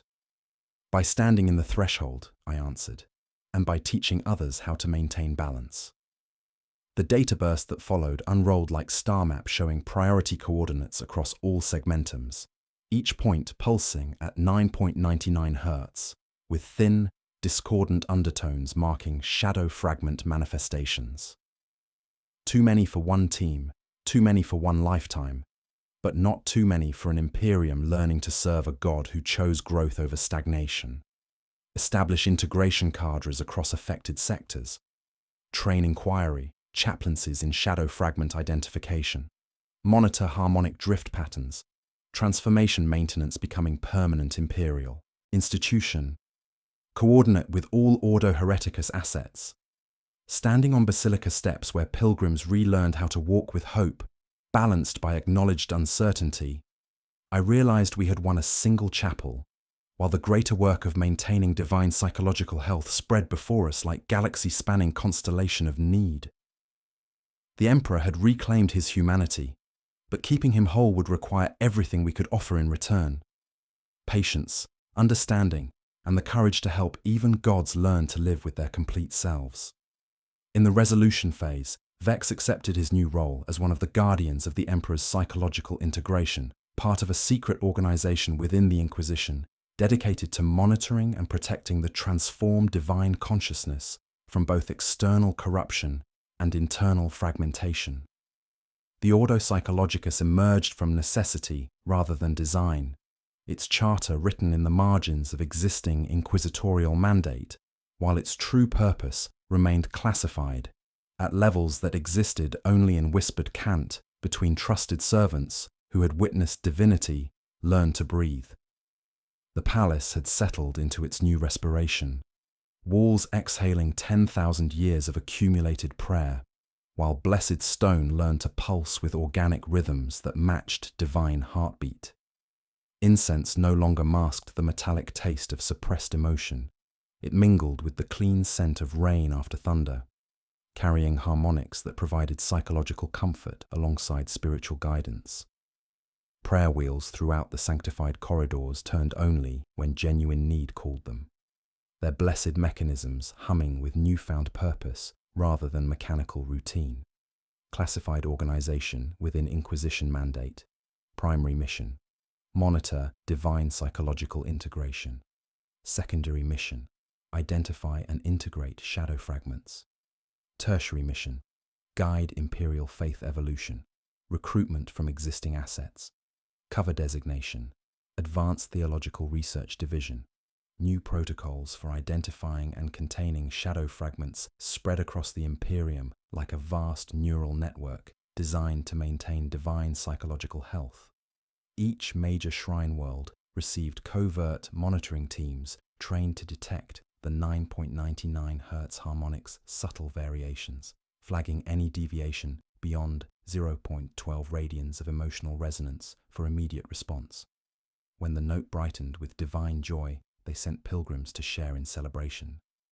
When it dulled with cosmic sorrow, they dispatched soldiers trained to hold ground without hardening their hearts. Sister Theda had become the first of the Order of the Bridging Silence, psychic nulls who specialized in maintaining divine psychological stability rather than simply blocking warp influence. Her null field, permanently altered by serving as bridge between mortal and divine consciousness, now functioned as a spiritual stethoscope, capable of detecting the faintest discord in the galactic symphony. Blood still seeped intermittently from neural pathways that continued adapting to carry divine memory, but her eyes held depths reflecting both infinite suffering and impossible joy. "We are anchors," she explained during briefings held in chambers where crystalline interfaces had grown like organs from prayer stone.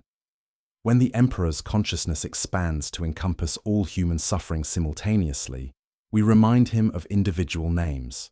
When he contemplates abandoning worlds that disappoint him, we show him faces of the faithful who still believe despite their failures. Order of the bridging silence established. Null fields repurposed for divine psychological monitoring. Training protocols include navigating integrated consciousness, critical asset for maintaining divine emotional stability, permanent vigil assignment. Shield Captain Aurelius served as bridge between the custodian guard and the Emperor's emotional needs, his role expanding from physical protection to psychological support. The Golden Giants learned new forms of vigilance, monitoring not just external threats, but internal pressures that might fragment divine consciousness. His Guardian Spear now served as both weapon and tuning fork, its harmonic resonance providing feedback on the master of mankind's emotional state, while Auramite Plate bore subtle organic patterns that pulsed with empathic resonance. We guard not just his body but his wholeness, Aurelius declared, voice carrying authority tempered by newfound gentleness. The master of mankind chose to reclaim his humanity, accepting vulnerability in exchange for genuine connection.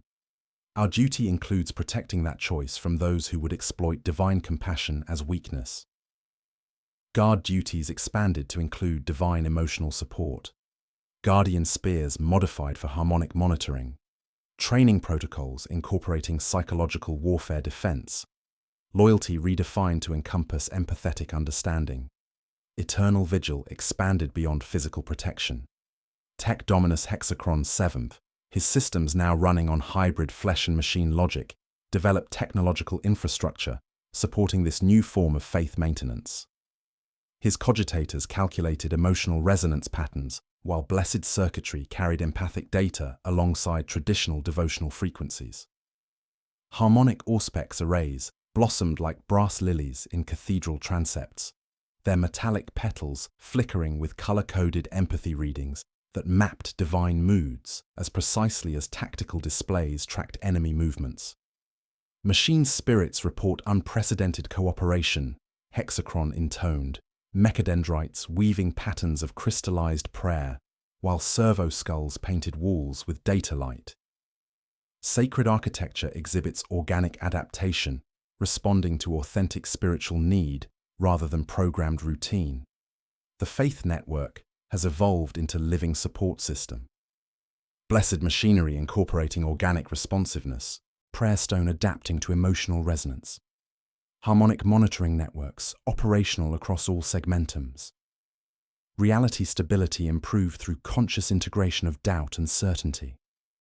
Environmental changes had stabilized throughout Imperial space, creating new patterns where ancient machinery operated with breathing rhythms, while votive candles ignited spontaneously to provide comfort rather than mere illumination. The 999 Hz pulse had evolved into complex symphony, providing background emotional support to believers across the galaxy, but requiring constant monitoring to prevent discordant notes from shadow fragments seeking independent manifestation. Political ramifications cascaded through imperial institutions as organizations adapted to serving a god who could change his mind, express regret for past decisions, and admit to making mistakes. The rigid hierarchies of the old Imperium gave way to more flexible structures accommodating divine uncertainty and growth. Commissars learned to shepherd without shearing. Chaplains received auspex tuned to detect spiritual distress, and even the administratum grudgingly added new forms bearing the countersignature, compassion verified. Command hierarchies incorporating consultative divine guidance, absolute authority paradigm shifting toward collaborative decision-making, local judgment increasingly trusted within ethical parameters, efficiency maintaining despite philosophical complexity.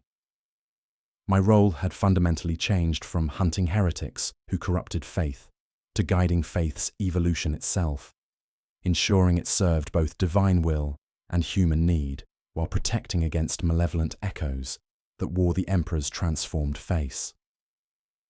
The work required understanding that doubt and certainty could coexist, that questions strengthened rather than weakened genuine devotion, and that love without possibility of disappointment was programming rather than authentic emotion. Through secure channels, I coordinated with operatives across all 5 segmentums, each reporting similar patterns of adaptation and resistance. The transformation had created new possibilities, warriors fighting with courage and compassion, leaders acknowledging uncertainty without abandoning responsibility, believers finding deeper faith through questioning guidance, but also new vulnerabilities requiring eternal vigilance. We'll die if we strike, and 1 billion will suffer if we do not. The calculus is clear. The heart is not. Help me see the path that honors both necessity and mercy. The request carried both absolute authority and genuine vulnerability, testament to complete transformation from distant deity to engaged leader who acknowledged that even divine wisdom could benefit from mortal counsel. Through the psychic bridge, I felt his struggle to balance transcendent power with reclaimed humanity, infinite love with necessary judgment. Divine communication, collaborative leadership, Emperor requesting counsel then issuing commands, decision-making process, incorporating mortal perspective, divine authority balanced with emotional complexity, new model of godhood emerging through partnership. Sire, I answered, tasting copper and rain in recycled air, thick with accumulated faith. I would choose the wound we contend over the scar that will own us, strike with precision, guided by mercy, then heal what we must break. The palace held its breath as alarms chimed with new coordinates, shadow fragments, manifesting across 17 sectors, while enemy forces adapted to exploit acknowledged uncertainties. The eternal vigil expanded again, requiring everything humanity could offer in support of a God learning to be whole. Shadow fragment incidents requiring immediate intervention, enemy adaptation to new faith paradigm, transformation maintenance becoming permanent imperial institution, divine psychological health dependent on continued mortal support. The crystalline heart pulsed once more with perfect synchronization, and somewhere, in the palace's depths, the golden throne breathed with the rhythm of a vast, healing wound. The Emperor had reclaimed his humanity, but keeping him whole would demand the best of what made us human in return: patience, understanding, and the courage to help even gods learn to live with their complete selves. The true work of serving a transformed deity had only just begun, and the shadows of divinity would require eternal vigilance to prevent them from consuming the light they had once served. The final chapter served as both resolution and cosmic stinger, as Vex reflected on the permanent changes to the nature of imperial divinity and human faith, while documenting phenomena that rippled beyond the Imperium's borders, with consequences no mortal mind could fully comprehend. The palace breathed like a convalescent giant, auramite walls exhaling 10,000 years of accumulated prayer, while the air carried the clean scent of rain after thunder, mingled with copper undertones and ancient myrrh that spoke of transformation rather than decay. Emperor's consciousness successfully merged with cast-off humanity, divine authority balanced with emotional complexity. Imperial faith evolved into sustainable model requiring ongoing maintenance, galactic implications expanding beyond predicted parameters. Standing in the transformed Sanctum Imperialis, where crystalline interfaces pulsed with light, encompassing both brilliant gold of divine power and softer varied hues of human emotion, Vex compiled observations that would guide humanity through millennia of serving a fundamentally changed deity. The 999 Hz pulse had evolved into a galactic symphony, providing background emotional support to believers across the void, while reality itself became more responsive to collective human consciousness, guided by love rather than fear. The Emperor's transformation had created an unprecedented model of godhood that other species across the galaxy were beginning to notice with mixtures of fascination, concern, and cautious optimism.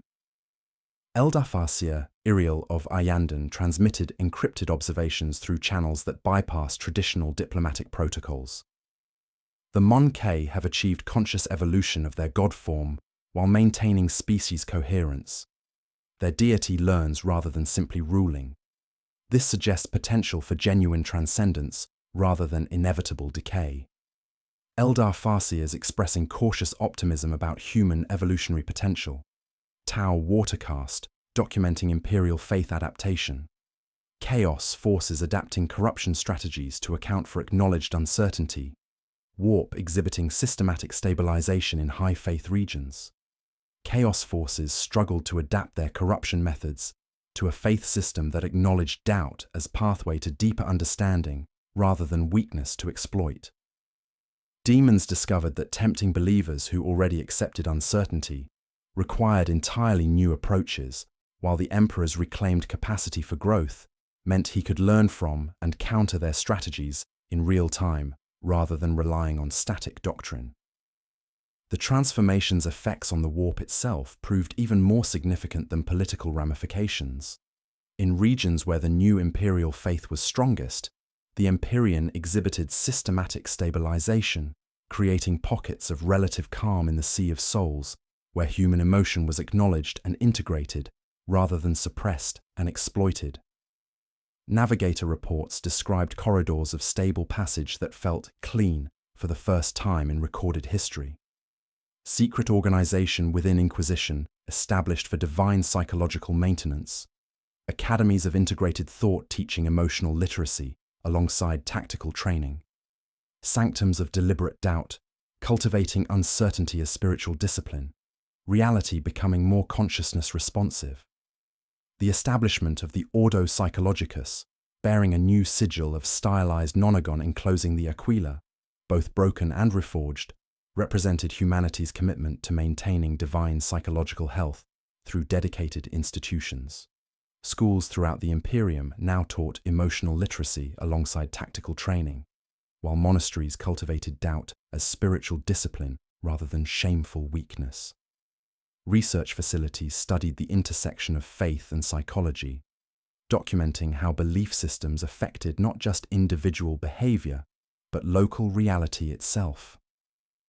Sister Theda approached, her null field permanently altered by serving as bridge between mortal and divine consciousness, blood still seeping intermittently from neural pathways that continued adapting to carry divine memory. "He feels everything," she whispered, voice carrying harmonics that resonated through blessed stone. Every prayer offered in his name, every death endured for his cause, every moment of doubt balanced by infinite love. Shield Captain. Aurelius stood beside crystalline interfaces that had grown like organs from prayer stone, his guardian spear serving as both weapon and tuning fork for monitoring the Emperor's emotional state. "We guard not just his body, but his wholeness," he declared, voice carrying authority tempered by newfound gentleness. The master of mankind chose vulnerability in exchange for genuine connection. Emperor requesting counsel rather than issuing absolute commands. Decision-making incorporating mortal perspective. Divine authority balanced with acknowledged fallibility. New covenant requiring mutual support between God and faithful. Through Sister Theda's bridge consciousness, Vex received final communication from the Emperor, not distant thunder, but intimate conversation between father and trusted advisor. His voice carried both infinite authority and genuine vulnerability, as he spoke not as distant deity, but as engaged leader learning alongside his children. "Vex Malleus," he said, using the interrogator's name with personal recognition that acknowledged individual worth within cosmic purpose. "You have witnessed transformation that will echo through millennia. The path ahead requires guidance from those who understand both necessity and mercy, strength and compassion." The Emperor engaged in philosophical discourse with representatives from across the galaxy about the nature of consciousness, divinity, and the responsibilities that came with power. An Eldar Farseer debated the ethics of divine intervention, while a Mechanicus Archmagos offered technical solutions to theological dilemmas. Their Binharic cant now laced with emotional nuance that made machine spirits weep with joy. Ongoing challenges and shadow fragment vigilance. Malevolent echoes of incomplete integration continuing to manifest. Enemy forces adapting to exploit acknowledged uncertainties. Reality responsiveness creating both opportunities and dangers. Eternal vigilance required for divine psychological maintenance. Yet challenges remained as shadow fragments. Incomplete aspects of the Emperor's reclaimed emotions continued manifesting across the galaxy, seeking to corrupt the new faith by emphasizing divine disappointment without balancing love. The work of integration would require constant vigilance from every soul who called him Father, as maintaining divine psychological stability demanded everything humanity could offer in patience, understanding, and courage. Environmental changes reflected the transformation's completion, as blessed machinery operated with breathing rhythms, while votive candles ignited spontaneously to provide comfort rather than mere illumination. The very air carried harmonics, providing psychological support to anyone within sanctified spaces. Yet reality's increased responsiveness to human consciousness created both unprecedented possibilities and new vulnerabilities. Transformation, establishing template for conscious divine evolution. Other species, monitoring human development. Unprecedented interspecies cooperation emerging. Galactic balance fundamentally altered. Future consequences unknown. The crystalline heart pulsed with perfect synchronization as Vex realized the true scope of what they had accomplished. The Emperor had reclaimed his humanity, not as weakness, but as strength, creating divine consciousness capable of growth, love, and genuine relationship with those he protected. The transformation was irreversible, committing humanity to a path of evolution whose ultimate destination remained unknown. Through encrypted channels, disturbing reports filtered from beyond the galaxy's edge. In uncharted drift between dying stars, a structure of black stone had begun humming at precisely 999 hertz.